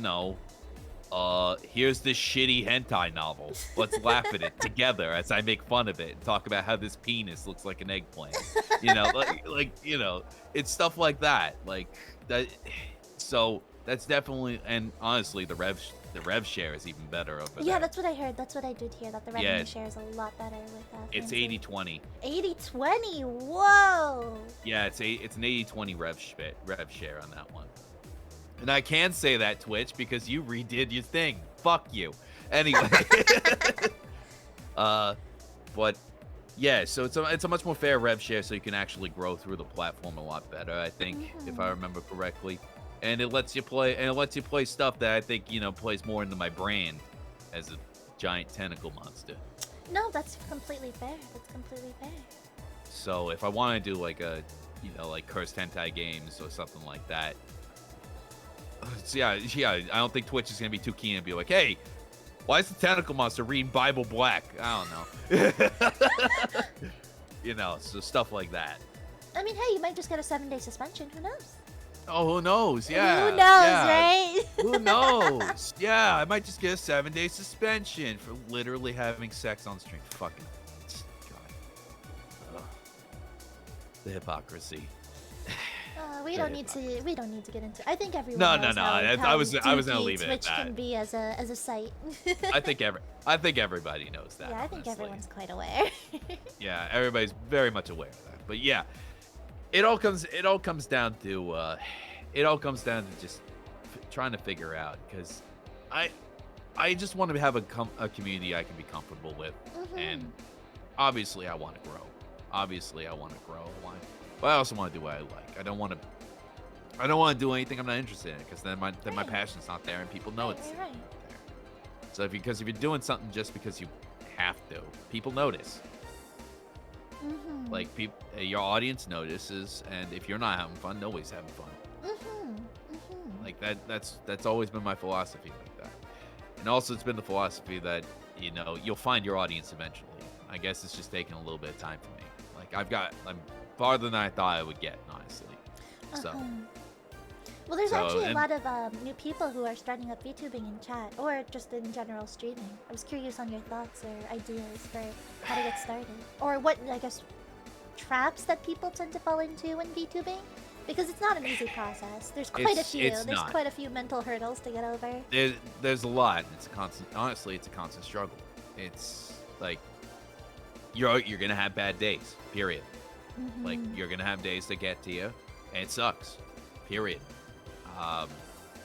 But a lot of the things that people get really hung up on is initially it's like debut. You gotta do good big things for debut. No, fuck that. No. Don't do a debut. Start streaming when you want to. As soon as Well, you got I don't everything. know. I don't know. Well, I was the one who debuted without streaming before him, so. Yeah. No. Look, Everything works differently for different people. yeah. But like literally, I just started. I didn't bake a bit. Like I was just like, hey, I'm gonna start streaming and everything. Like I did like a couple stuff to hype thing up, but I didn't make it like a big debut thing. Like here's all my lore or anything like that. I was just like, hey, I'm gonna play Doom. Have fun. I think it's the idea that people have to do something a certain way to start. That's definitely not true it's at that. all. Yes, and that wasn't an indictment of being like, you got like don't debut at all. Like no, do what works for you. But no, don't think you have to restrain yourself to the formula of that shit. It's honestly it's stifling. It's creatively stifling. Do what you think feels right, and honestly, you'll stress yourself out less. Because honestly, you're gonna have enough stress to deal with it as it is. So now I'm gonna worry about like a proper quote unquote, using proper like fucking Jason Statham uses proper and Snatch. So don't worry about doing a proper debut or anything like that. Just do what you think. Do what you feel comfortable. Your audience will eventually come to you. Do what interests you. Don't try and follow the trends too closely. Honestly, don't try and follow the trends too closely because trends come and go. Period. Whether it be in design or games or what have you. Obviously, if something aligns with your interests and it's coming out and it's popular, go for it. Fuck it. It's fun. It's fine. Like that's a big deal. But if you have no interest in a big game and everybody's telling you to play a game and everything like that, if you're just not interested in you, fuck that. No. Do what you want. Oh yeah, and don't be a dick. Yeah. I think that's also a good life philosophy for VTubing. Also, just don't be a dick. Yeah, don't be a dick. Basically, when it comes to, I mean, your persona could be something of a dick. I mean, of course, you are a pile of dicks now stuffed into a skin suit. Please stop. No, but like just like you can be and that's one thing also. You got not. A persona is one thing, but you're straddling a line if you're doing like a more asshole-ish / aggressive persona or something like that. Just don't be a dick about it. Like, it's one thing to be conceited, like about like to put on like a conceited persona, but when it starts blurring the line, then don't fucking do that. It's because then you're just gonna make folks uncomfortable, and you're just gonna be a dick in the end. So what do you think about the idea of VTubers sticking to that persona and not breaking immersion? What do you think? Break it when you want to. You don't have to. This isn't wrestling. You don't have to have kayfabe up all the time. VTuber wrestling? Wait, an idea though. I like it. Oh yeah, I like it. yeah. I mean, I could do that all day, to be fair. But no, if you break, oh my god, my immersion. No, fuck immersion. that. Wait, look. Here's the thing. We're not signed to it. If you're special, this is more to the independent crowd. You know what? Don't worry about. This is also good advice for everybody. Yeah, but this is all good advice. Yeah, this is all good advice for everybody. Don't worry about what Corpo's doing. Don't give a shit about Corpo's doing. It's only you. You're in this for you. Period. And what works for Corpo, probably isn't going to work for you because you don't have the resources that Corpo does. Period. Oh boy, ain't that the truth? Yeah, I have a shoestring budget, baby. Let's go. Well, that leads into a good question of resources. How do you think people? There's always the talk about more expensive model that you use for longer, or starting off a little more budget friendly. What do you think? You gotta. When it comes down to it, you gotta do what you're comfortable with mentally. You don't need an expensive model. Period. I know I'm saying period a lot, but maybe it's just tone that brings it out of you. I don't know. Maybe it brings out that New York. Maybe it brings out the New Yorker. I don't know. Maybe there's a New Yorker girl in here. I don't know. But Uh, but no. As far as to talk about expensive models and stuff like that, it's a lot. A lot of it's bullshit. Like, yes, a lot of it's bullshit because yes, while a more expensive model from a recognizable name will It's get a you jump an start. initial, It's a jump will give start. you a BERT, will give you a jump start. Yes, what matters is sustainability. Mm-hmm.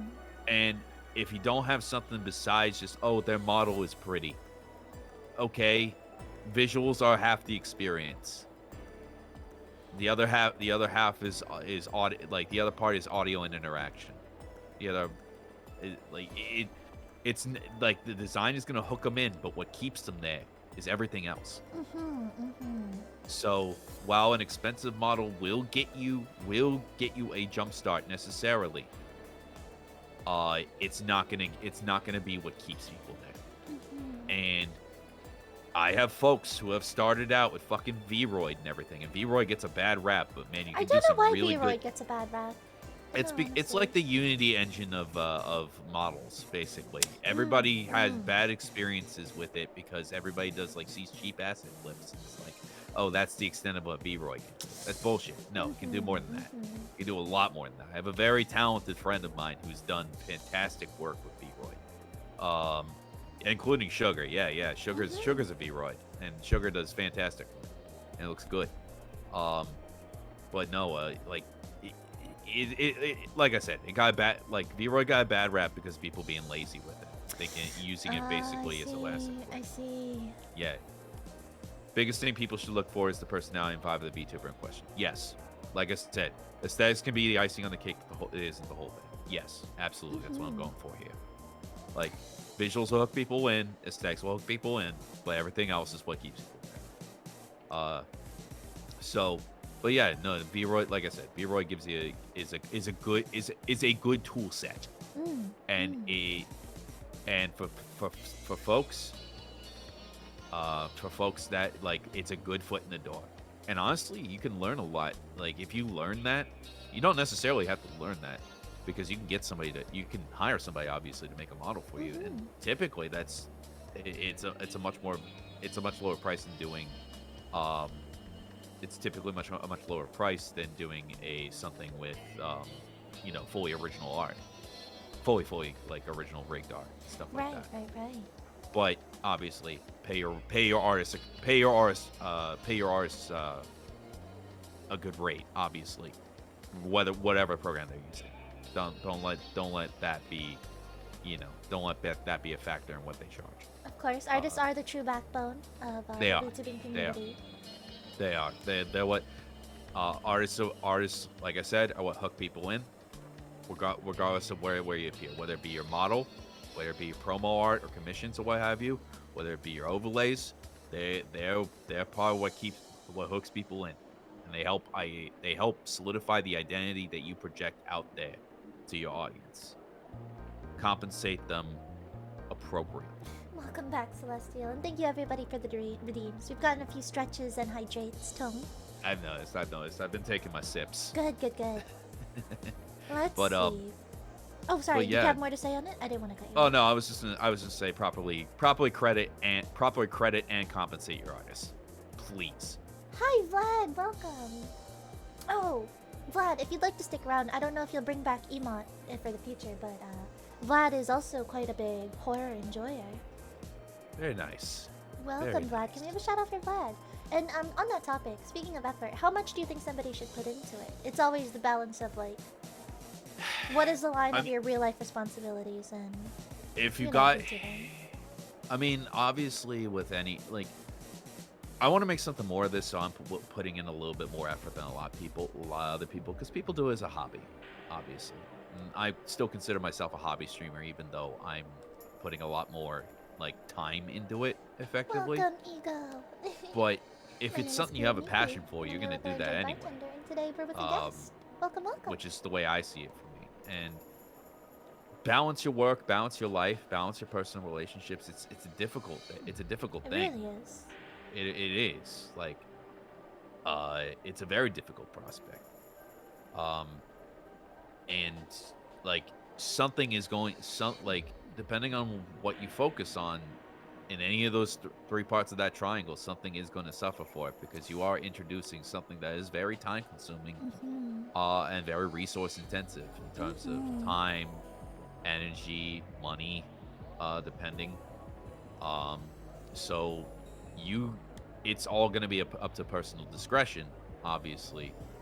But I think that, and it's all going to be up to personal discretion, and you have to do what's right for you.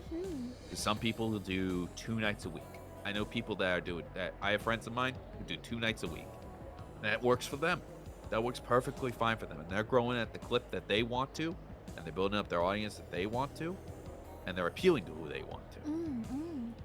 I think people tend to overestimate underestimate how time-consuming and effort-inducing that VTubing can actually be. Yeah, because like they're like, oh, you're just playing a game. You're not just playing a game. You have to manage. You have to manage chat. You have to see everybody's engaged. You have to see like did you do the proper promo before? Did you do all that? Like, did you do the proper promo before? Did you do your aftercare of like thanking, like whether it be like just wrapping up or thanking people or what have you? Did you arrange any collabs? Did you make your schedule? It's a whole thing. It's like running. The way I've always seen it is that it's like running a small business. It's like having a second job. Because I typically do 3 to 4 nights a week, which is on top of working another job. So it's very time and energy consuming, and sometimes.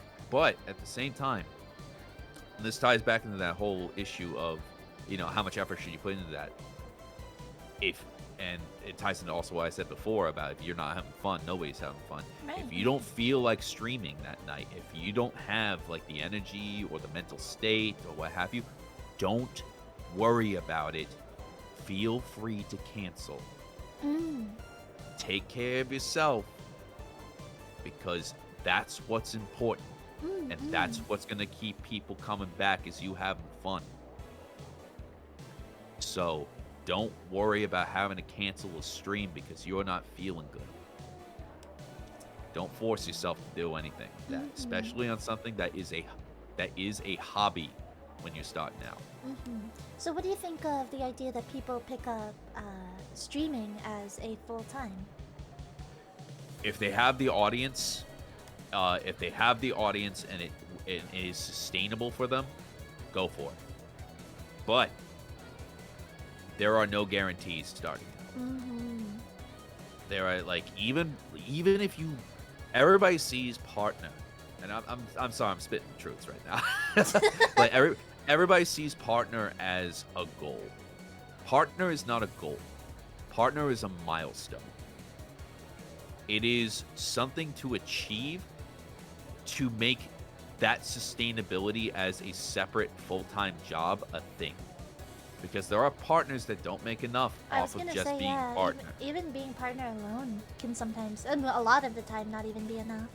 Yeah, exactly. That's why they have to diversify their content. That's why you see partners with fucking, like, here's my Patreon, here's my Fansly, here's, all that. Like, so it's just a bunch of different content and revenue streams.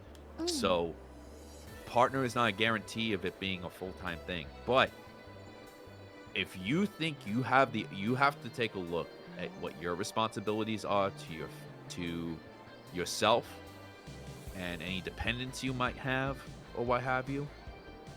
And if it's a feasible thing that you're doing, not just because you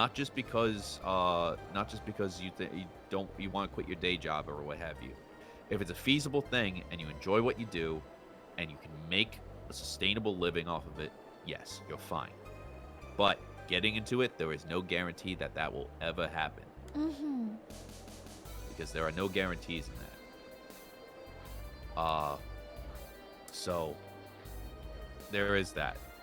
Let's see. It also depends on how you present yourself to others. Miki, for example, went out of her way to build upon herself through mounds of social media before she got as big as she did. Even with collaboration, Vlad, just being nice.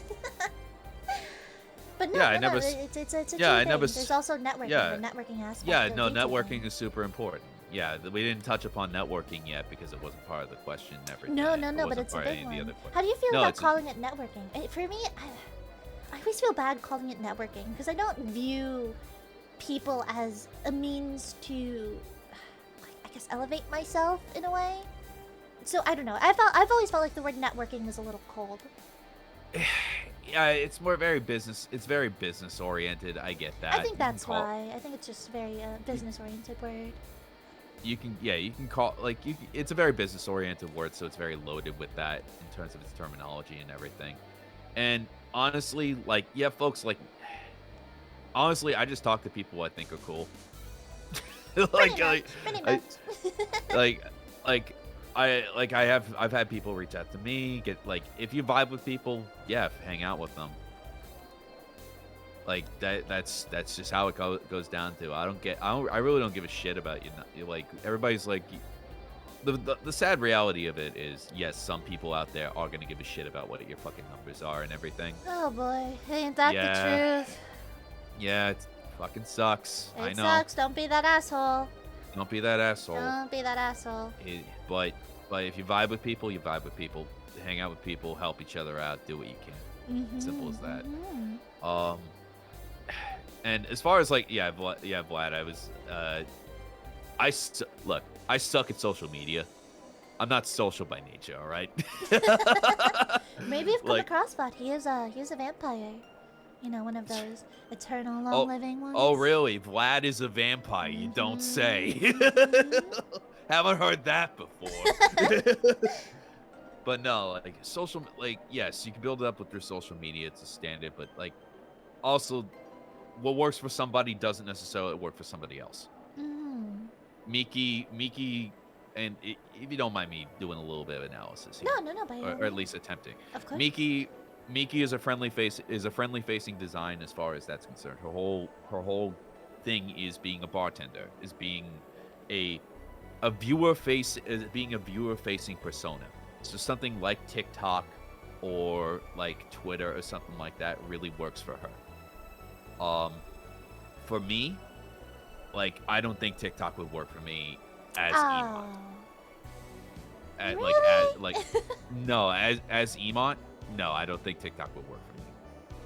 I think as Tome it might work for me for reasons, but but like it's also a different persona than E.M.O.T. is, and it's also a different culture that like you have to break into the TikTok culture thing, and that's a whole other different means of promotion and such, and it's its own sort of little mini nightmare. Like I tried to do I did some promotion ahead of time also, on Twitter, and that was through doing audio logs and such like that, and that got some eyes on me. That got some eyes on me, and that carved out my little niche because my niche was horror, and I didn't have the confidence at the time in doing anything visual for that. So like having something tied into TikTok and stuff like that. And it's really hard to do good horror on TikTok that's fucking VTuber based. And especially with the lore that I have, because that would require like having access to something that could be passed off as like a facility or what have you, or you know, like having a lot more in terms of planning, as far as that. I would love to do some ARG bullshit in terms of DICC. Oh, that would be very cool. I would love to, but that also requires money, time, and audience. So that's not feasible at the moment. That would require a lot more planning and thinking a lot more far ahead. So yeah, well, we are having much more more viewer facing face for content like that. Like Tome would with the persona that I have, like Miki does with the like Tome does with the persona and model that I have, with Miki does with the persona and with model she has. I don't think it would necessarily work for E.M.O.T. because that's not what E.M.O.T.'s about, you know. I see. So it's again, a lot of this stuff what necessarily works for one person is not going to work for everybody. That's just how it is. Some people can blow up on TikTok, some people blow up on Twitter, some people blow up on Twitch, not necessarily through Twitch's own fault, but just by, you know, quote unquote, sorry, I know you hate the word, networking with other VTubers, Let's see, let me catch up on chat real quick. Vlad says it's almost as if it's a common stereotypical name, right? Right. Kaseki, thank you so much for passing by. Ted, welcome back. I think uploading vids on YouTube with a manageable upload schedule can play a massive role in boosting a stream career, whether it's streaming on Twitch or YouTube. I've seen some folks hit small but consistent jumps when pairing vids with the streaming. Yeah. Yes. I've seen certain things as well. The whole point is you're not going to grow through Twitch alone. Right. Period. Exactly. You have to reach out on other platforms and then use that as a funnel to Twitch.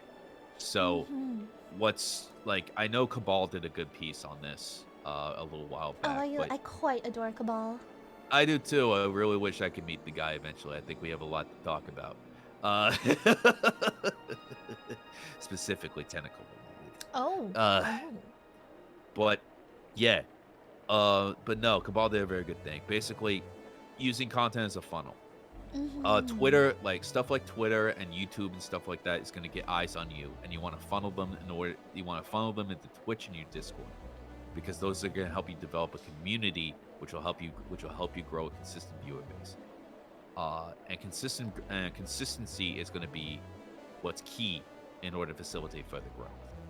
You know, I was talking about this before. You see a lot of the times that sometimes like people have a huge Twitter following, and then you check over into their Twitch and it just doesn't translate. And it's over. like, yeah, they're like, I have 10,000 followers on Twitter. Oh wow, you must be huge. I have like 700 on Twitch. Yeah, it's right? like, isn't it strange? Like the conversion is also a strange thing. Yeah, it's just proof that it's a funnel. Like it's not a guarantee of 1-to-1 at all. No. And there's no so you have to diversify the content, and like Ted said, that's just being like with the YouTube stuff, that's just being smart about things, because a lot of people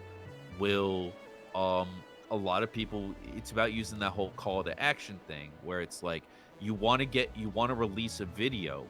Like if you're doing video essay stuff on YouTube, which is a very popular thing for a lot of people. And in order to get for that video to get a lot of initial traction, what people will do is they'll announce that they're doing a video, that they're releasing a video on Twitter, and then they'll be like I'm doing a stream right now, everybody tune in, and stuff like that. Like we're gonna celebrate the release of the new video and do like a lot of fun stuff. We're gonna do streaming and stuff like that. And then when they're wrapping up stream, they're like, all right, the video is live, guys. I'm gonna send you over to this guy, but also go ahead and check out the new video. And that'll give you an initial hit of views, which will help boost you up in the algorithm. It'll get more eyes on it, and you'll funnel people more into your content, stuff like that. It's all this. Look, it's just all this Ouroboros bullshit of self-fulfilling prophecy. Okay. It's all about getting the algorithm to work for you. Yeah, and it's like a bull with its testicles just chopped off. It ain't happy about you trying to ride it. Nope, not at all. No. But yeah, no. Sorry for my rambling on. No. This is what I wanted to hear. I love hearing different, because I feel like, when we had initially met, I talked about it. It's very taboo to talk about the behind the scenes of VTubing. I feel like there's a sense of a lot of forced positivity about it. Everyone talks about like it's great and it's awesome. Yeah. No, you get fucking stuck to your numbers. You feel bad. It happens. Sometimes you won't grow, and bad days will happen. And people don't talk about it as much. Yeah, and look, people could talk about you're being negative or anything like that. No, you know what's more insidious? Toxic positivity. Absolutely. Like it's one thing you should be allowed to feel the way you feel. But you also need to have the wherewithal to say when you express certain thoughts or what have you, whether it be positive or negative. So it's about learning that degree of tact.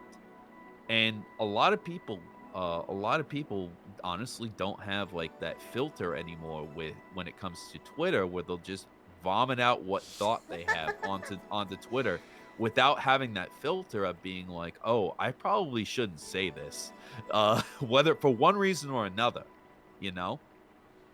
Um, so it's very it's very strange in that respect, because a lot of people are just used to, like, you have a thought and it goes straight to the screen.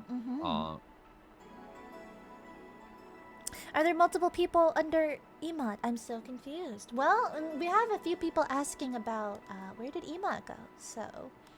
oh, E.M.O.T's here. What do you think these are? There we go. Yeah, I it's all slept me. more last I'm just night. I think just everyone stuffed should.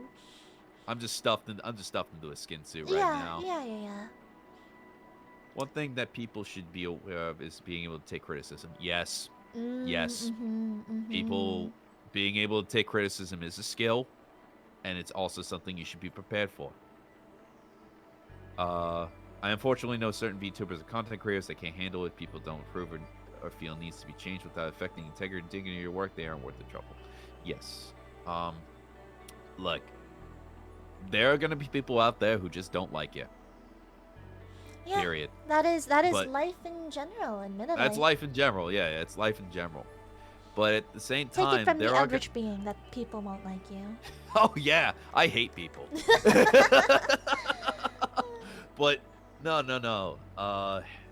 There are gonna be people that just don't like you, but there are also gonna be people who are trying to layer, like, it's gonna be hard to sift through the criticism, but you have to be able to take it. So don't let it get to you. Don't let the bastards grind you down when it comes to that stuff. There was a different accent going on before, right? Am I losing it? Sorry, I'm just lost in the sauce. Was there a different accent? Oh yeah, there was.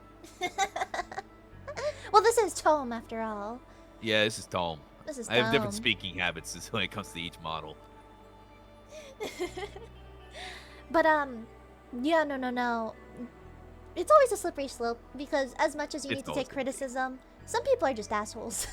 Yeah, as much as you need to take criticism, some people are just assholes. However, you should be open to criticism, and you should be open to change that works for you effectively. Like I always have the thought when it comes to being a creator is that you're making as much for you as you are your audience. So you should do what makes you happy, but you should also be open to something that can legitimately improve your craft.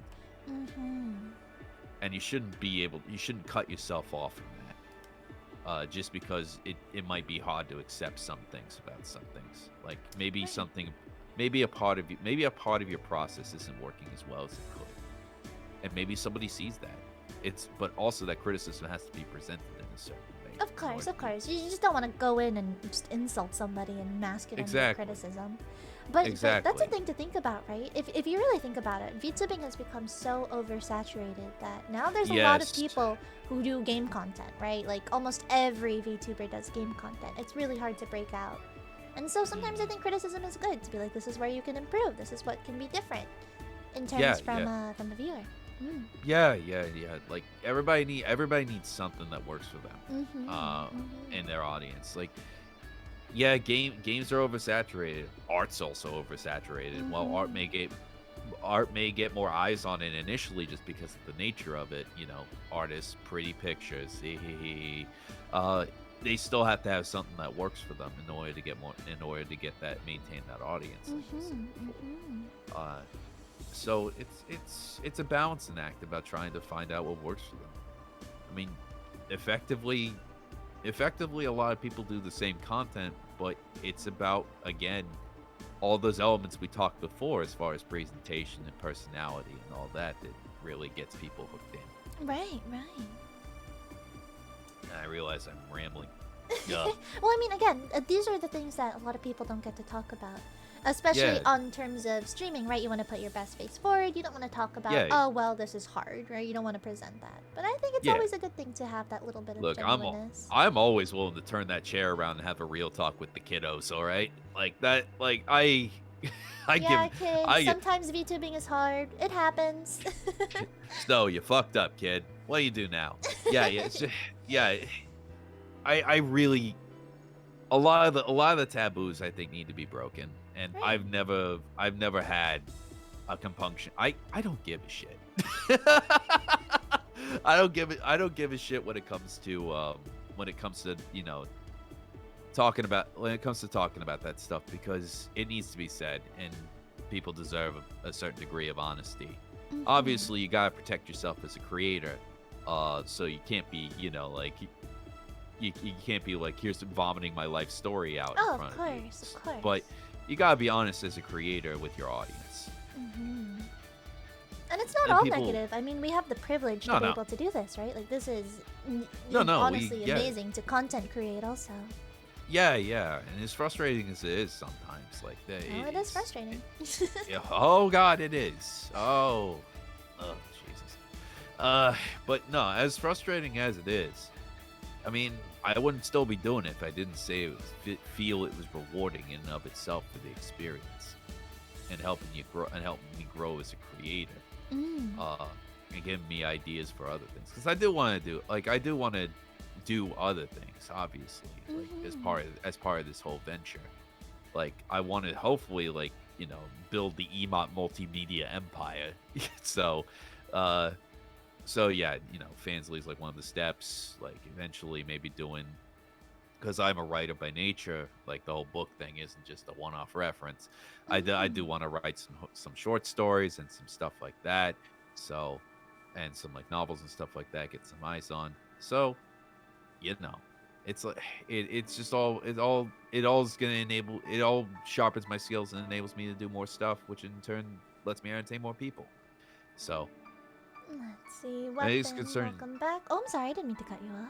I was reading the chat too. My biggest concern is people always deciding to be too full-time for into content creation full-time with that backup plan. Yeah. Yeah. Yeah. This is definitely not a stable profession. It is a Absolutely not. hobby and a hobby. Like, yeah, it is a hobby until you reach a certain level, yes, basically. yes. And going into it without a backup plan, I think, is a bit irresponsible. Or, just take especially- 2K out of your college funds to start VTubing. Oh my God, I saw that post. I'm like, you going about this wrong, honey. Going about this wrong.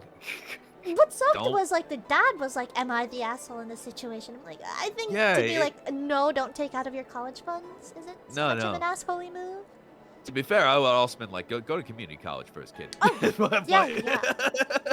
See if that works for you, and then do VTubing on the side. Start out with like a PNG or a Vroid or something like that, and then build your way up. Fund it, build a community.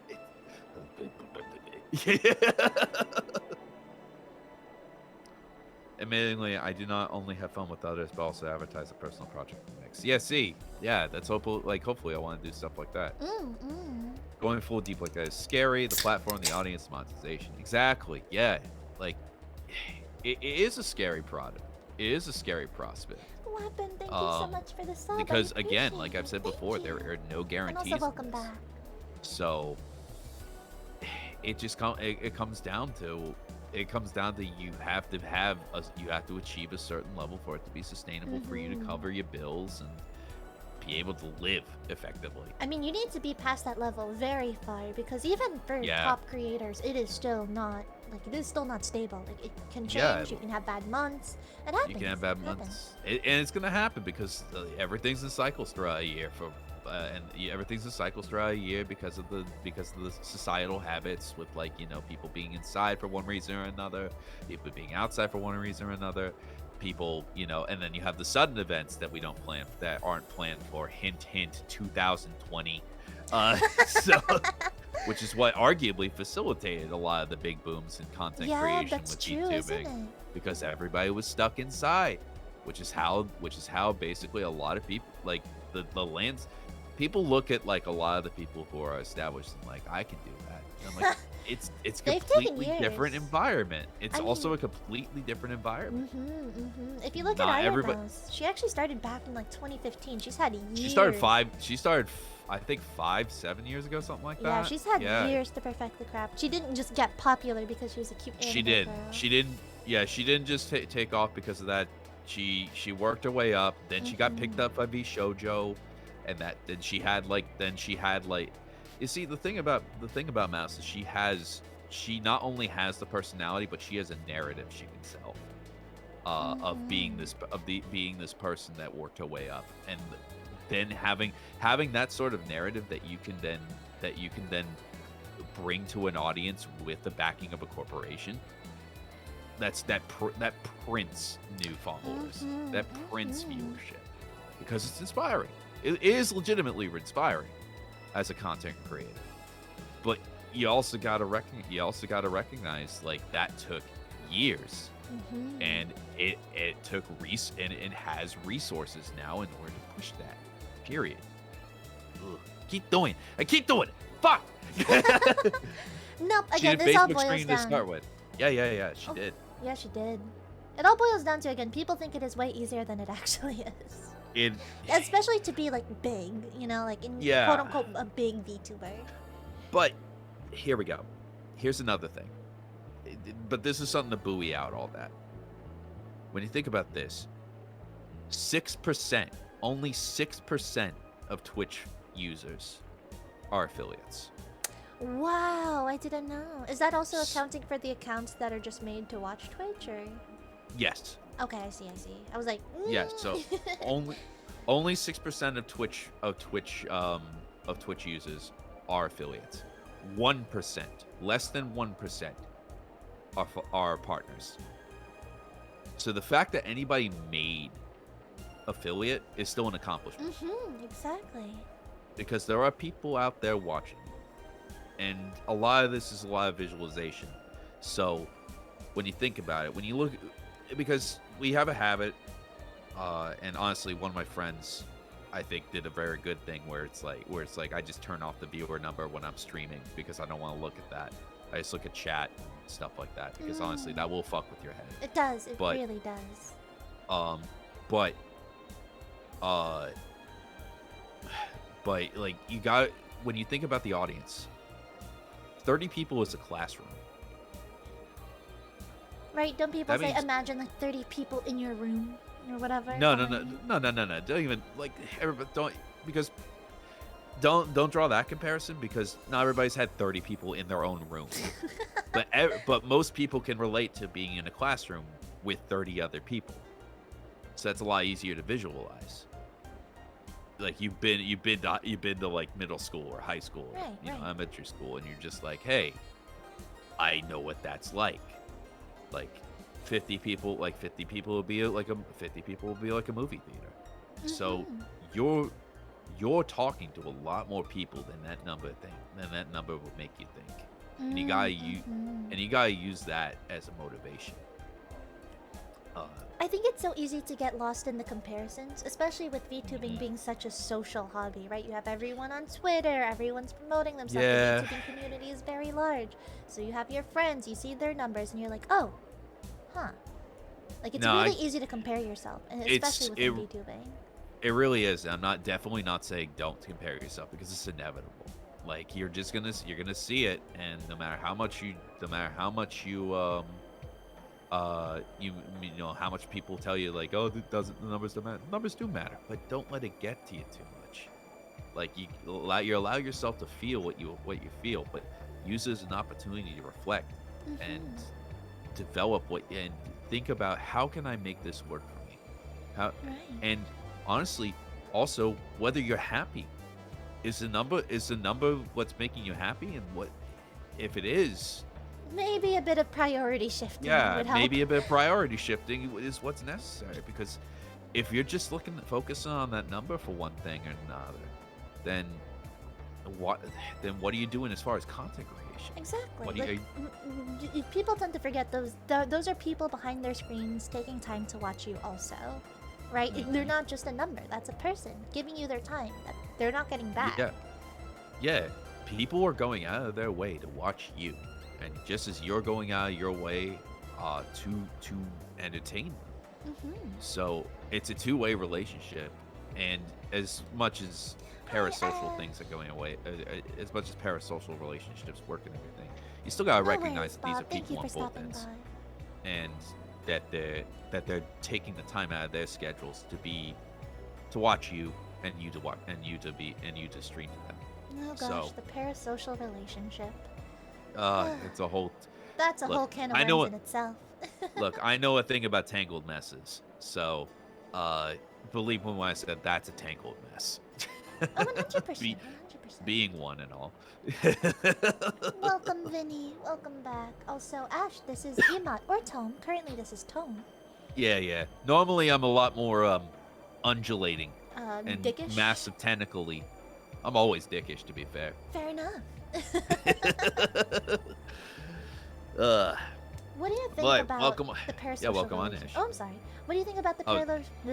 parasocial relationship? It's definitely weird when you're a VTuber, right? I mean, you don't have the thousands of followers, or not everyone has the thousands of followers. So it's a lot Yeah, yeah. easier, I think, to fall into it when you're a little bit smaller. Yeah, it's especially when you're starting out with a smaller community and stuff like that. Exactly. And honestly, there will, like, with communities, there will be some that you actually excuse me. No worries. I have actually been sipping some beer. But yeah, with some of the smaller communities, you will eventually get familiar with your regulars and stuff like that. And there will be some sort of relationship there. But for some who just lurk and stuff like that, who just lurk or just are like just a voice or just things in chat like that, your source of entertainment, it's a very strange thing, and honestly, I've never had an experience like it before. But if somebody thinks that you owe them something in chat just because they're watching you, you don't. Mm-hmm. They're making the decision out of their time in order to watch you. Right. I mean, like you said about it being a two-way street. People aren't just numbers, but streamers are also people. Are also people. So don't make any unreasonable requests of them. Don't make any. You don't. It's the things that bug me because I've had to deal with this, and I've had to deal with this, and honestly, I might have to deal with it next time I stream because of something going on. But Oh my. we're not psychiatrists. We're not a No, therapist. no. We're entertainers. We're also just people.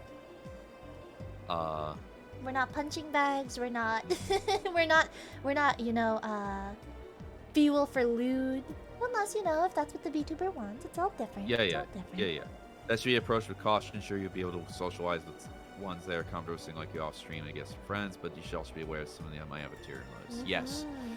Like I said, I only talk to a couple of the people that watch me off stream because I'm familiar with them through a bunch of other communities. Mhm. I see. That otherwise there is a line divide. There is a line dividing because I do value my privacy and I do value the face I put forward for the community.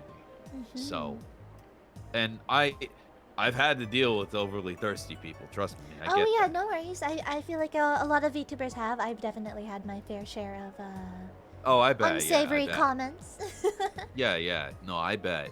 No, like, and yeah, you gotta put your foot. I'm not afraid to put my foot down. I'm like, either I'll be like, all right, I'll be diplomatic about it though. I'll be like, yeah, look, I'm not either. You're making my guests uncomfortable, or you're making me Welcome, uncomfortable, everyone. and I don't Can we have appreciate a it. shout out for I will Kaito, time you Tom, out, and Yora, and if you don't please? continue that, I will ban you, basically. So, it's. I try and be very diplomatic about it, but if you're just being a dick, gloves are off. You're gone. I mean, it sucks that there had to be a post that floated around saying, like, a VTuber had to be like, remember, we're not your therapist. Because we're not.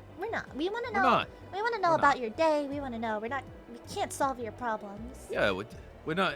We're just here to be like, are you okay? We're just being like, hey, how'd it go? It was a bad day. All right, sorry to hear that, but hey, here, you're watching us. Maybe feel a little less bad when you enjoy it. Watch us dick around on stream. Or Exactly. be an actual dick on stream. It's like a shoe. It's like a regular shoe, broken in work boot. You keep going back to Oh it. yeah, no. It's not. You think I wasn't gonna come back to it eventually? Yeah, I know, but if you keep breaking in that boot, I promise you, I will break that boot up your ass. I don't think that's how you're supposed to treat your bartender. Look, oh, Oh, now you're my bartender. All right, I had to mix this drink myself. Oh, whoa. Yeah. Okay. As a certain horror icon once said, we can't help you. You can't learn to help yourself. Yes. You have to. Thank you, Vlad. Yeah, you got. All change comes from within. In truth, you're affected by outside forces, but the outside force motivates you to change. Right. No one else can like truly help you if you're not helping yourself. You have to. You can't save someone who doesn't want to be saved. Exactly. And honestly, we shouldn't be saving anybody. We should just be. We should be entertaining. No, we're people. silly anime people on the internet. That's Yeah. that's what we are. We're here to Exactly. entertain. It sucks that some people hop in on streams and barrage the stream with very uncomfortable requests and questions and expecting full-on attention and answers. Yeah, Yep. no, like Yep. I was on stream with a friend of mine, and we had someone asking for feet pics from them. That's a normal occurrence, I think. For Yeah, a lot of no, but VTubers. they were taking it like to a level, Oh boy. and it got to a very, very uncomfortable level, and eventually we said to be banned. I was like, I can't believe you gave them that much rope, but they did hang themselves with them. So, Oh boy. God, yeah, people are weird. People are weird. Anonymity does things to people. Through the internet, you know, they think that just because you have a username means you can be an asshole with no repercussions. Yep. Definitely true. And it sucks because there should be a decorum. Or there really should be. Just don't. Be. Even if there is, people won't follow it. Some people. Yeah, won't. I know, but come on, people, just don't be a dick. Pretty much. That is the life philosophy. It all comes back to it. That's don't my be a dick. That's life philosophy. Don't be a dick. Don't be Jesus. a dick. God. Ugh. Thank you, Tuck, for the lurk. I think we should be To be wrapping fair, up have you seen the soon. size of those tentacles on E.M.O.T? Yeah, I know. I've got the girth. You are quite voluptuous. Girthy, yes. Yeah. Voluptuous. Okay. With that said, I must depart to support my closest friend for his stream, so I shall depart. I bid you all a very good evening. Also, E.M.O.T home. It was a very pleasure to hear your insights. Feel free to hit me up anytime. Good evening to you as well. Good morning, Detroit. Pleasure to make your acquaintance, bud. Thank you for the Thank you for spending time with us, Vlad. Yeah, thank you for the prompts. They actually inspired some good introspection. I really like that. I appreciate that. I always think it's good to introspect, even on silly things like a hobby of VTubing. It's always good to introspect. Yeah, absolutely. I'm sure it got to a point where you wouldn't know if that person was memeing or not. Oh, they were serious. They were serious with that instance. Ugh. Parasocial interaction, perfect horror story for October. Exactly. Oh, very true. There's probably a ton of horrifying parasocial interactions out there. Yeah, probably. There's probably a Reddit dedicated to it at least. Oh, I bet. Oh, I'm really happy I was able to attend the stream. Good to have you here. Good to have you by, Moonbeam. Appreciate it. Yeah, I was really excited to have you on today, by the way. Well, thank you. From within our first conversation, I was like, this is really exciting. It's really rare to turn it down a little bit and have a more relaxed and I mean, just a little bit more of a chatty stream. Yeah, no, when you no, I mean when you pitch me with like, yeah, just come by, have a drink. Like, yeah, it's more relaxed conversation, more spirited in terms of the intellectual stimulation, but you know, overall volume much less thing. Because I appreciate that we're not getting lost in the sauce as far as like, you know, just no sauce today. Yeah, no know, sauce like, today. besides this, but Hi, Scruffy. Hey, Scrolly, what's up? But no, I actually appreciate that you're out here and you're doing your thing, you're doing what you want to, and you're asking these sorts of questions. It's really refreshing, honestly. As much as I love memeing. Oh yeah, God, I mean, what VTuber doesn't love a good meme? I know, I love shit posting. Look, there's a reason I am an anime girl right now. This is a giant shit post, okay? and I am willing to go to any length for a joke. But I appreciate, like, I'm glad that we could actually examine this stuff. And then we had some of the laughs, Oh my goodness. the haha, the yucks. You brought up Palm, the meme queen. You know she posts a shit post every single day. She posts a meme every day. I appreciate that. Mm-hmm. I do. That's the dedication right there. That's the dedication to I the man. appreciate dedication to the craft. It is a craft. It's rare. It's rare to see now. It's art. It is, because everybody just thinks you can add ussy to the end of anything, and that's a joke, and it's not. Doesn't work for everything, people. I'm just saying. Come on. Ugh. But does she shit post Crocs though? Oh, I that's hope a she story. does. That is a story. She did have Oh. shit Crocs at one point. Oh shit, Crocs. Yeah, no, I like thought that was actual just a pair shit. of Crocs. No. Yeah, just a pair of Crocs, but with actual shit on them. Oh, wonderful. Yeah. Somebody take a dump on her Crocs. No, but she did step in somebody's dump. Oh, wonderful. I love that. Yeah. You see yeah. those little holes at the bottom? No, they're cracked up to be. Just saying. Everybody's like, Crocs are so great. Yeah, and then you step in shit, and then cry trauma. Yes. Well, let's Yes. see. Oh, let me feed. You know what? You know what we should end the stream off, because we're at a good time. I'm at my usual limit. How about Alright. you talk about your favorite horror? Let's end it off with that. My favorite horror. Give me what kind of horror you like, and chat. Well, my favorite horror is easy. Honestly, I had a couple questions for you, but yeah, we can. Oh no! By all We means, can, if you have we questions, can. like, I No, don't we can mind say at all. that. It gives me incentive to come back sometime. Oh, you know I will gladly have you back anytime. I appreciate that, Miki. You've been a wonderful host, and I really appreciate the conversations. That No, we've you've been a wonderful guest. Thank you for accepting the offer. Of course, anytime. But as far as my favorite horror is concerned, I run a gamut, to be honest. Because like I said, John Carpenter is probably my favorite horror director of all time, and I really like his style of horror. So The Thing is probably up there as probably my favorite horror. But it also this is a pretty good intersection of where I lie. It's In the Mouth of Madness, also by John Carpenter. The Thing, Dog Soldiers, which is a independent British movie made by Neil Marshall, who also did The Descent. But it's a werewolf movie about a squad of British Army soldiers lost in the Scottish Highlands to fight werewolves. Posture check and hydrating.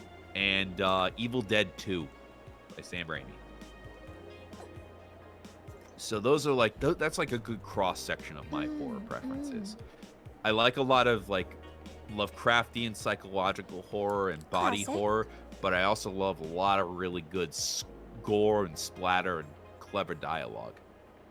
I love witty. I love not like the pseudo clever J.J. Abrams faux bullshit that's going on ever since the MCU dropped, but actual clever dialogue.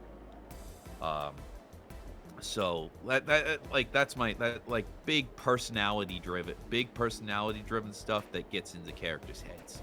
That's what I like, and a lot of gore and body horror and nonsense along the way. That's what I really like. Very nice. A lot of it's about atmosphere and tension too. I love horror that love the delves horror- into demonology, angelology, beyond just Yes. ooh, scary I do- demon. I do love stuff that delves into basically a lot of the Christian mythology, because honestly, a lot of that I'm very familiar with it, but a lot of that stuff gets really boiled down in pop culture and general stuff. But there's a lot of really interesting stuff in that sort of landscape. I mean, a biblically lot of stuff accurate is- angels alone. Are Everybody very horrific. loves try to have biblically accurate angels. It's great. It's good flavor.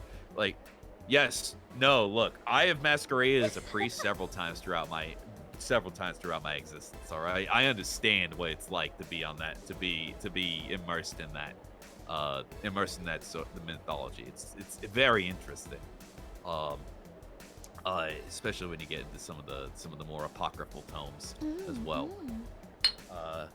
But it's oh man, God, which one? Where's some of the favorite ones?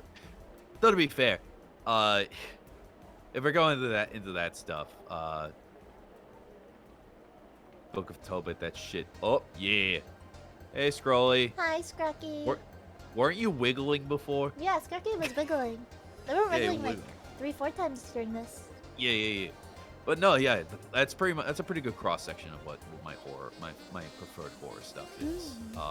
Though my horror list is very long, so yeah, there's that. Also, if you did have questions, I don't mind. I don't Oh mind. yeah. So you said you're a big horror fan yourself.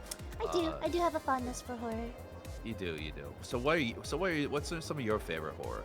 As far as just like, I mean, you could be as broad as like specific subgenres, or you could just do specific movies or what have you.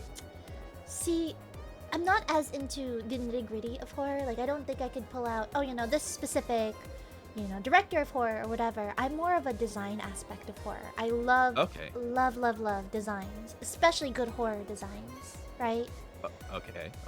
So we're talking like original Pan's Labyrinth, Eye Monster, right? Yeah, like yeah, that, the yeah. classic. I love innovative horror designs. That is Okay. my spectra of horror. Of like, I adore this. Of course, I love the reading. I love. It's more in the game genre that I adore horror the most, because I adore things that are anxiety-inducing in a way. And I've talked about this. I like the psychological horror over the cheap jump scare, of course. Yeah. As everyone should, I think. Yeah, you like. What I'm getting is you like dread. Yeah, You I like think that's a good way of putting it. atmosphere and dread. Is Yeah, what you so thrive the off. Silent Hills of the world, I suppose. Yeah, you must be eating well with the Silent Hill announcements last Yes, week. absolutely. I Look, I everyone got, talks about Pyramid Head, and I just have to say, I get it. I understand. I get it. I like what he represents and like the intimidating presence. I'm not so much like, oh yes, bend me over, Pyramid Head Daddy. I'm just like, okay. Well, okay. we are not the same. That's all I'll say. No. It's typically I'm just Pyramid Head in the instance. Oh God, with just the freaking nonsense, you domestic Pyramid Head. Nah. It's usually the way I find it interesting is what the monster represents. Oh, of course. Because I like that aspect and I like that aspect and stuff like that. It's typically me not be I don't put myself in being on the opposite end of that. You know what I mean? I more examine it as it being a piece of myself as it is with James in that respect. But as far as like the game aspects are concerned, I got a surprise with the Silent Hill announcements. Yeah, Pyramid is great because James is an interesting character. Yes, there you exactly. go. I love MJJ's good got it. writing. I think is what it boils down to. Yeah, If yeah. you can make me afraid with scenery or writing, and it doesn't need to be an outward, look at this horrific creature jumping at you. If you can make me feel afraid without all of that, that is my favorite type of horror. Yeah, design should enhance horror. Should enhance the horror that you built up to. I mean, I was eating well today. I was eating well during that whole thing too, because Silent Hill F was something I was definitely not expecting, because I'm a huge Higurashi fan. So the fact that the writer behind Higurashi and Umineko is doing a Silent Hill game is fucking insane. I love that. I'm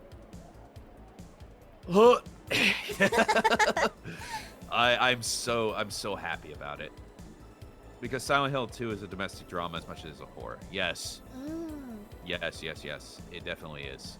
Because it is definitely based around that. It is definitely based around the relationship between James and his wife, and the trials and tribulations of that marriage. But yeah, I should, yeah, because I was just doing movies. Like, as far as games, like Eternal Darkness is my gold standard. Because that's Lovecraftian horror. I think it's the best that's ever been done in a video game, honestly. Right, and this isn't to knock the jump scare. Like, there are a lot of good jump scare game types. Oh no, I love. love. Like one of my favorite games is Fear. So go figure. First Encounter Assault Recon. It's nothing but jumps. That's atmosphere and jump scares basically. With killer John Woo gunplay. Yuppie Psycho I still need to play, Moonbeam. Yeah, It's Moonbeam on my- adores Yuppie Psycho. it's on my wish list. I still need to play it. I've got a lot of stuff I gotta wade through. Because honestly, I have missed a lot of the indie horror games that I still need to play through. I need to make a more concerted effort of that in the next few months of just going through stuff. The thing is, I've wanted to have people to like co-pilot with me on those because, not because of like any fear or anything like that, but just because I like getting people's opinions on horror and bouncing off of them with it. And sort of making it a sort of a co-commentator sort of thing with that, because I find it a lot more interesting how people interpret horror together. But yeah, also I plan on we started reading Higurashi a little while ago, and I want to get back to that. It's gonna be fun. I had a couple of people to voice act on for that. That was a real good time. I hope to have him back on this week, hopefully, but we'll see how it goes. I think a few people in chat are excited for you to see you do this. Oh yeah, Continue I read Sadako like this. This is how I read Satoko. Sadako. Satoko. I read Satoko like this. It's fucking great. Valid. Yeah. This is making me realize that my brain is screwed up when it comes to horror. I had a nightmare where I worked in an office with a demon, but the nightmare part was we both got fired and shared a defeated and depressed look. Yeah, because the demon's just flavor at that point. Yeah, the real yeah. the real horror is corporate. I was gonna say real horror is capitalism right there. Yeah, corporatism, capitalism. Wait, I heard talk of horror games. I say try out Yomawari. Yomawari is another one I need to try out. Yeah, I've seen a lot of Yomawari. It's very good, but God, there's so many fucking games. Also, welcome back, Celebrate to DDoS. Welcome. I love your favorite horror game. Really interesting. Like I said, I really do think that Eternal Darkness is still my gold standard for that. But there are some good ones that work their way up there. Lost in Vivo is a really good one. But I have so many like indie horror games and independent stuff that I need to do. Like I still need to play through shit like Mangekyo Castle and stuff like that. I know Mai wants me to play through Eve. I've seen a lot of classic. I love Eve. I was waiting for one of the remasters, the remaster to come out. No, that's fair. That's fair. Stuck in on it. So, and I've heard they've done good things with it. So I played through Mad Father, but love Mad Father. That is I love that area of horror. Mad Father, Misao, Corpse Party. Yeah, I'm waiting to play through Misao. I haven't. Again, another thing I need to play through. Misao is great. I know I need to play through. God, what was the other? You just said it. Oh, Corpse Party. Yeah, I'm playing through the entirety of Corpse Party. I have to. I have like so many of those games I need to play through because I've always seen the anime, and the anime is the worst interpretation of Corpse Party because it's all the bad ends. Yeah.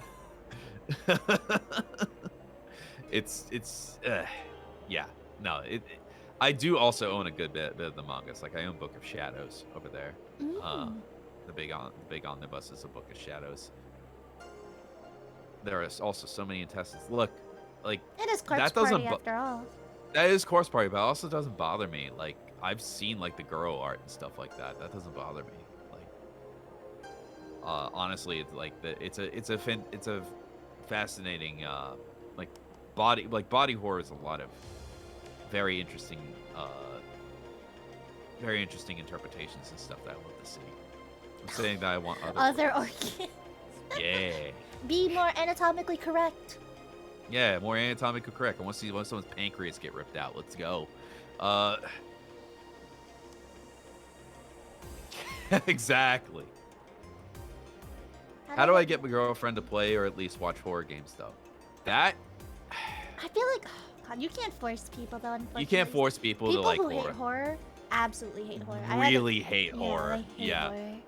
The only thing I can say, because like this is from personal experience with like a friend of mine, stuff like that, who basically held his other friend's hand throughout playing like Silent Hill 2, is be patient with them.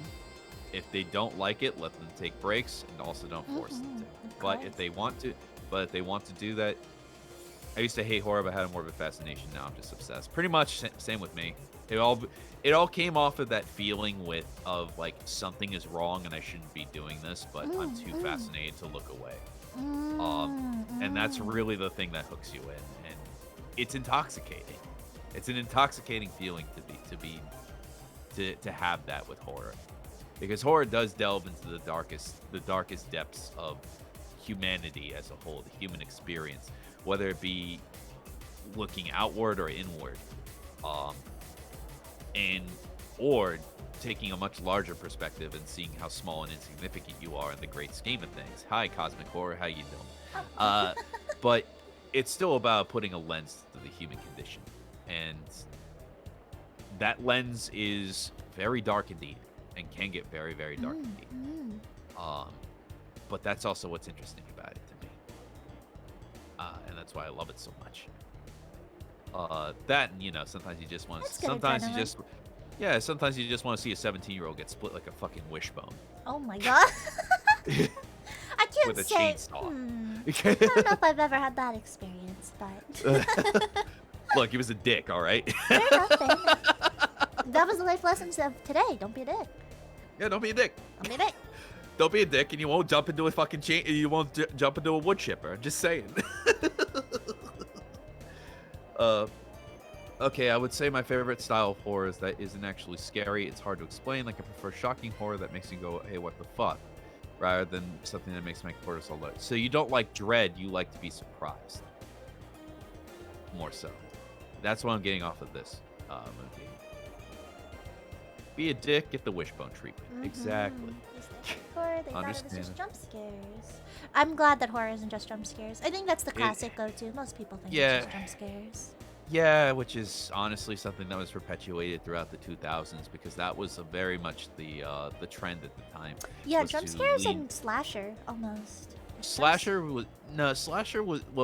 depending on the era, because slasher grew out of the 80s trend, which sort of died off in the 90s very hard, with stuff like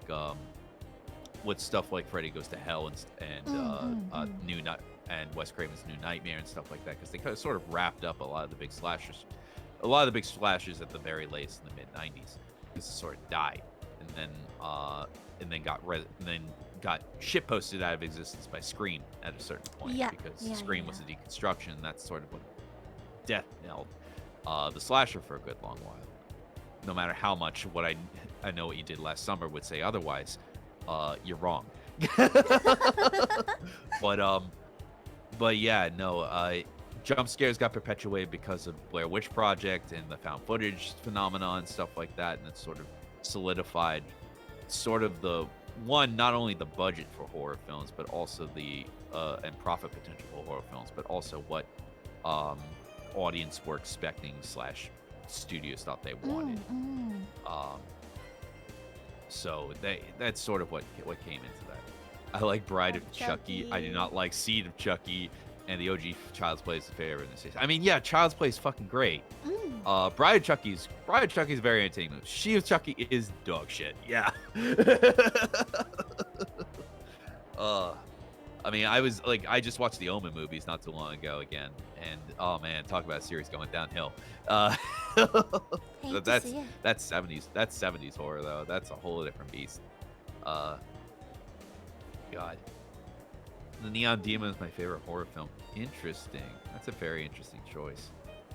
I think the horror I really like is the stuff that makes you think or has a real somber element. I'm very honest about what I like in horror. I like characters to be put through the fucking ringer. I want them to suffer, whether it be physically or emotionally. And that's not to say like that in and of itself will fulfill like what I like in horror. Otherwise, I would be trumpeting that the Saw franchise is the greatest thing ever made, because it's not. It's definitely not. Well, I mean, like it goes the original... back to like the Silent Hill 2, right? Like put a character through the ringer, see how they react, and come out of it. Yeah, Silent Hill 2 stands because it all ties back into itself, and it's a very well constructed narrative with a very sympathetic character that subverts some of your expectations with that, and subversion of expectations in and of itself is not meritorious. It has to make sense, which it does in Silent Hill 2. So It's a whole thing. Like it's so tightly constructed on every level that it works. That's how it works. But yeah, I like putting characters to the ringer. I like a lot of sudden intense violence and a lot of dread in between those. So it's about that crescendo, that building to that crescendo, and then the sudden spikes of stuff, whether it be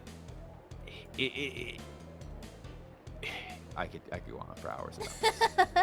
But it's all about that. It's all about the construction of the nature of the horror, and I like having time. Okay, here's how I like to put it. I like when people in horror are put through the ringer, but I also like when they're suddenly struck with something they can't exactly comprehend, whether that be the death of a loved one or a cosmic horror, and then they're left to dwell on it. And how that changes and can potentially corrupt the person. Like that's what I find very interesting, is how people cope or break under under an influence like that. It's why I find the most interesting, because that's I mean, it's one of the reasons I like war stories so much, like war horror so much. It's one of the reasons I like Lovecraftian horror so much. It's all that sort of thing. It's being confronted with that. I really enjoyed the Saw series. The story is debatable among everyone, but the movie gave you is definitely an experience from any other movie. At least when it comes to traps and gadgets. Yes, they leaned a little too hard into the traps and gadgets gimmick. I think there are like 2 to 3 good movies in the Saw series, honestly. Like the original 2 maybe. Like the original 2 and maybe 3. I like that. I'm also really into Campy 50s horror. Campy 50s horror is fun to fucking riff. Also the Blob, yeah, the Blob is a classic. Also the Blob is a classic. The Blob remake is phenomenal also, honestly. Back from like I think the 80s.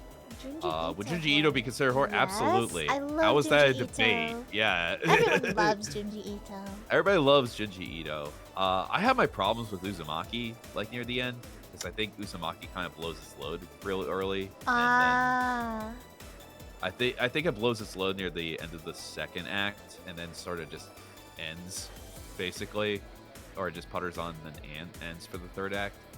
I like it, but like I think it has some structural issues. I really like what he put out recently, which was Rebina, which is a very interesting one, which is very, very cosmic horror. Which is about the man-eating moon, effectively. It's very cool. I think horror mixed with humor, like the Evil Dead series, is also what I like. I love dark humor. Yeah, same here. Evil Dead, one of my favorite series of all time.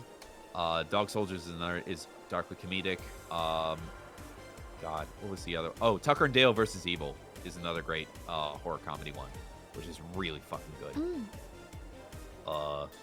Love Uzumaki, completely agree. The story is super cohesive. Exactly. The ending just kind of happened. Exactly. That's what I mean. Yeah, as far as Junji Ito, a lot of his short stories I think are a much more cohesive whole.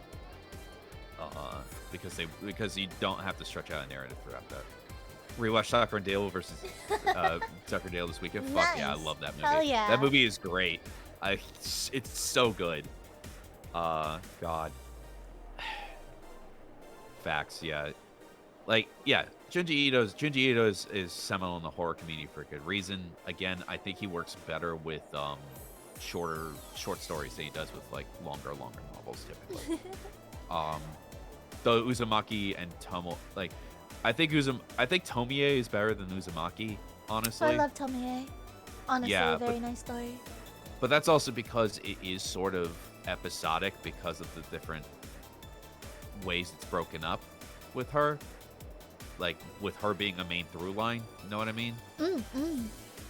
So I think it works better than Uzumaki, which Uzumaki sort of has, like, that in the beginning. It has sort of episodic stuff in the beginning and then just sort of amalgamates into into the end. Yeah, it can be repetitive. It was also one of his earlier works, but I think overall, I think I enjoy it more. Again, I think Remina is probably my favorite of his. Just because I like a lot of the imagery they use. He also has a very retro future aesthetic in Remina that I think strikes a chord with me. But also just the design of the horror in that one, which ties into a very personal horror that I have in terms of imagery. So I was really excited for the E.M.O.T gaming, but it's only 4 episodes, supposed to come out in 2020. It got delayed for the 3rd year in a row. Oh I'm my not hopeful. goodness, not the E.M.O.T anime. I'm excited for it still. I know why it got delayed because of COVID. Because it was in the middle of all that. I just want a redemption arc for Junji Ito anime adaptation. Just don't get me started. I just need the redemption arc for it. Yeah, no, I get that. Well, the problem is that like basically the anime studio was shopped around and was like, what can we get for cheap? Oh, a bunch of short stories from Junji Ito. All right. Because they didn't want to sink money on like some of the bigger properties for Ito. So they basically just butchered a bunch of his short stories, which is unfortunate. Which is very unfortunate because Ito is a master of detail, and you can't get the same detail that you can in the anime. At least the style that they chose for the anime. I think Uzumaki's making the right choice by doing black and white, because they can spend more time on the detail of everyone. Yamishi Bai? It sounds familiar. Hopefully the Junji... will do something about it. Hopefully. Hopefully. Fingers crossed. Fingers crossed is all I can say. Let me see. Hold on. Let me Google Yamishi Bai real quick. Because it's been a hot minute if I have some. Yeah, I think after this, though, we might have to call it pretty soon. It's called it's Ghost Stories. Don't give me the Japanese name. Fuck you. Of course I've seen Ghost Stories. Run! She's a ghost and a bitch!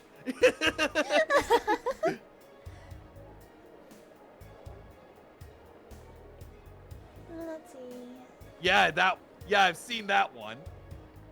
No, not that one. Well, that's all Not I'm getting. that?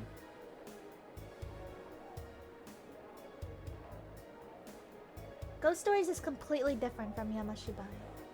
Okay. Because the only things I'm seeing right now... Okay, it's a little bit farther down. No, I haven't seen this yet. I should look this up. Oh, wow. You Theater of jumped the Darkness. gun. You jumped the gun. I saw Ghost Stories and I'm like, God damn it. Totally jumped the gun. Oh, I was excited. Because I do love talking about horror riffs too. That's why. Yeah, it's Theater of Darkness. I saw it.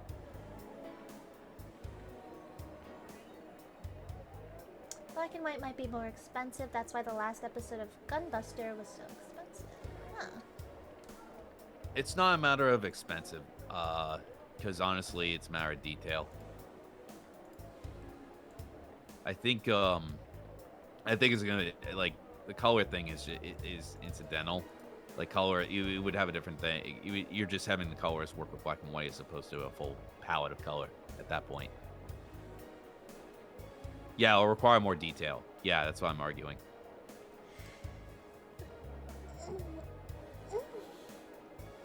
I absolutely adore him. I hate that it became so soulless. Should have ended after the 3rd season. Yeah.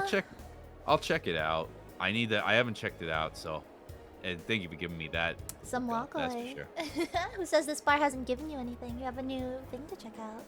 Yeah. Yeah. I never said I did. You gave me a drink. I get it. Okay. But no, I'll check it. I hope you really enjoy it. Yeah, thank you. Thank you for There's the a bunch- recommendation, Moonbeam. Yes, I appreciate that. I know I have to. Let's see.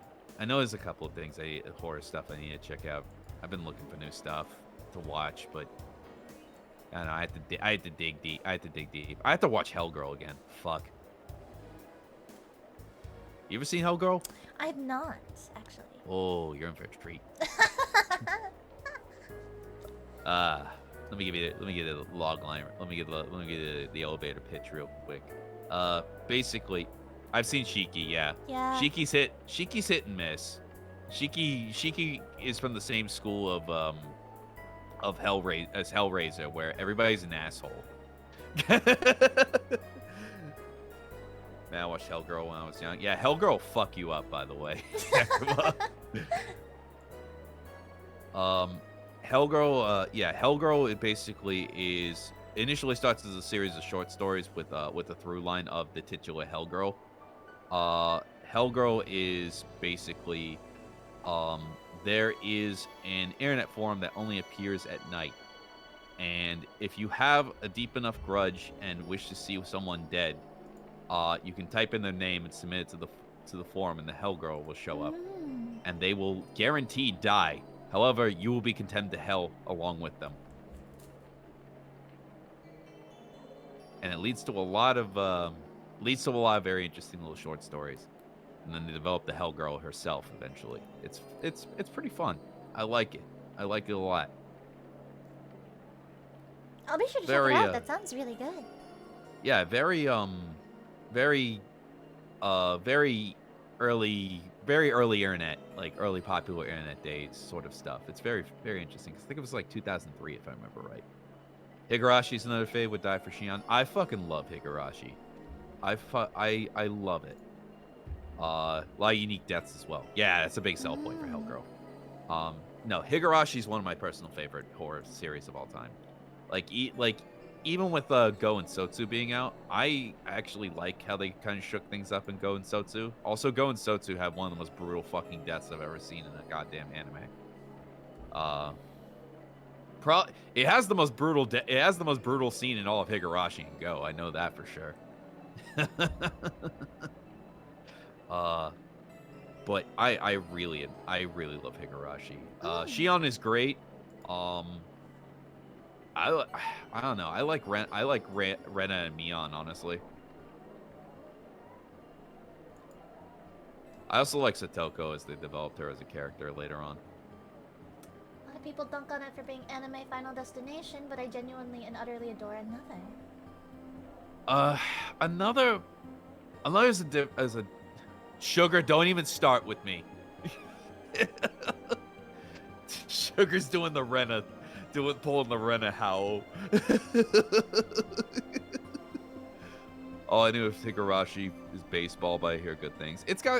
Higurashi suffers from the early 2000s syndrome of really odd slice of life comedy segments at certain points that haven't aged particularly well, but they definitely streamline things out in Go and Sotsu, where it's definitely more focused on its narrative as opposed to comedic asides, even with so it's definitely worth getting into though.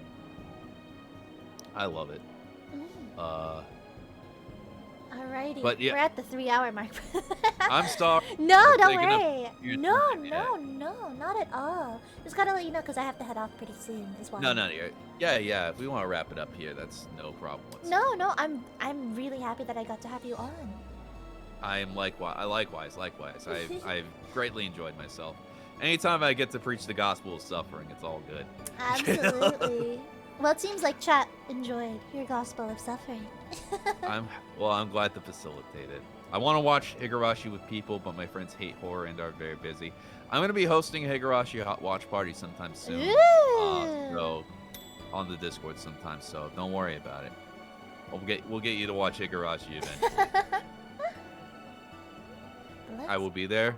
Well, you know where to find me. It's right down there. There you go. But yeah, it was so much fun. Honestly, getting a lot of insight from you was really great. Yes, hopefully it was good insight. No, it was. Seem like a piece of shit.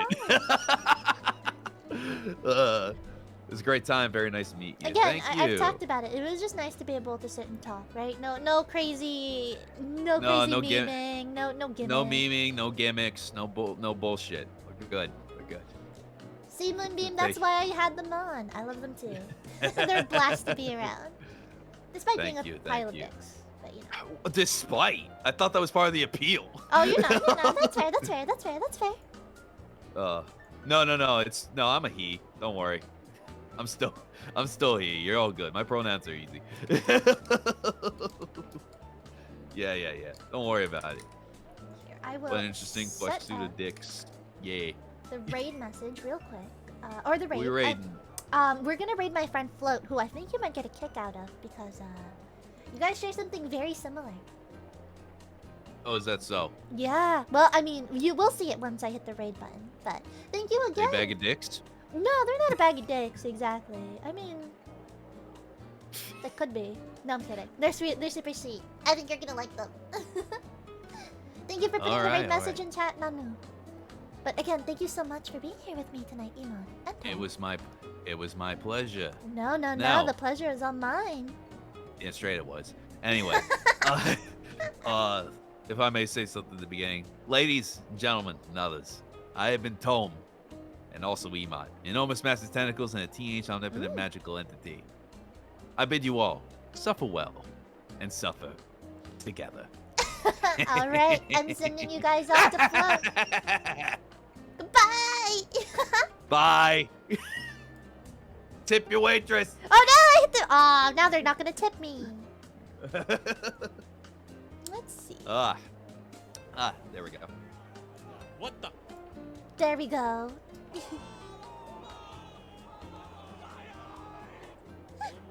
Oh, she's playing DTFO. Yeah. He goes by he him, but Oh, sorry. No, Sorry. not at all. Good. Yeah, he goes. Oh, he's playing GTFO. Nice. Yeah. Oh, do you like GTFO? Yeah.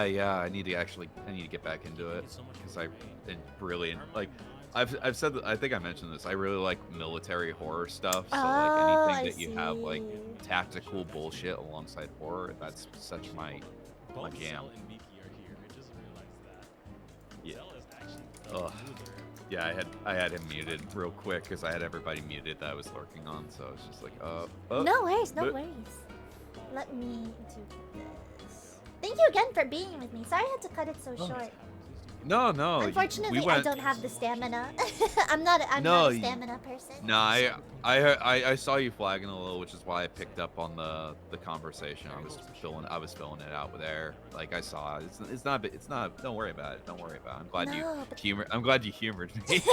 Well, I mean, I was also really interested in it too. But again, unfortunately, oh, you're still streaming. I'm still.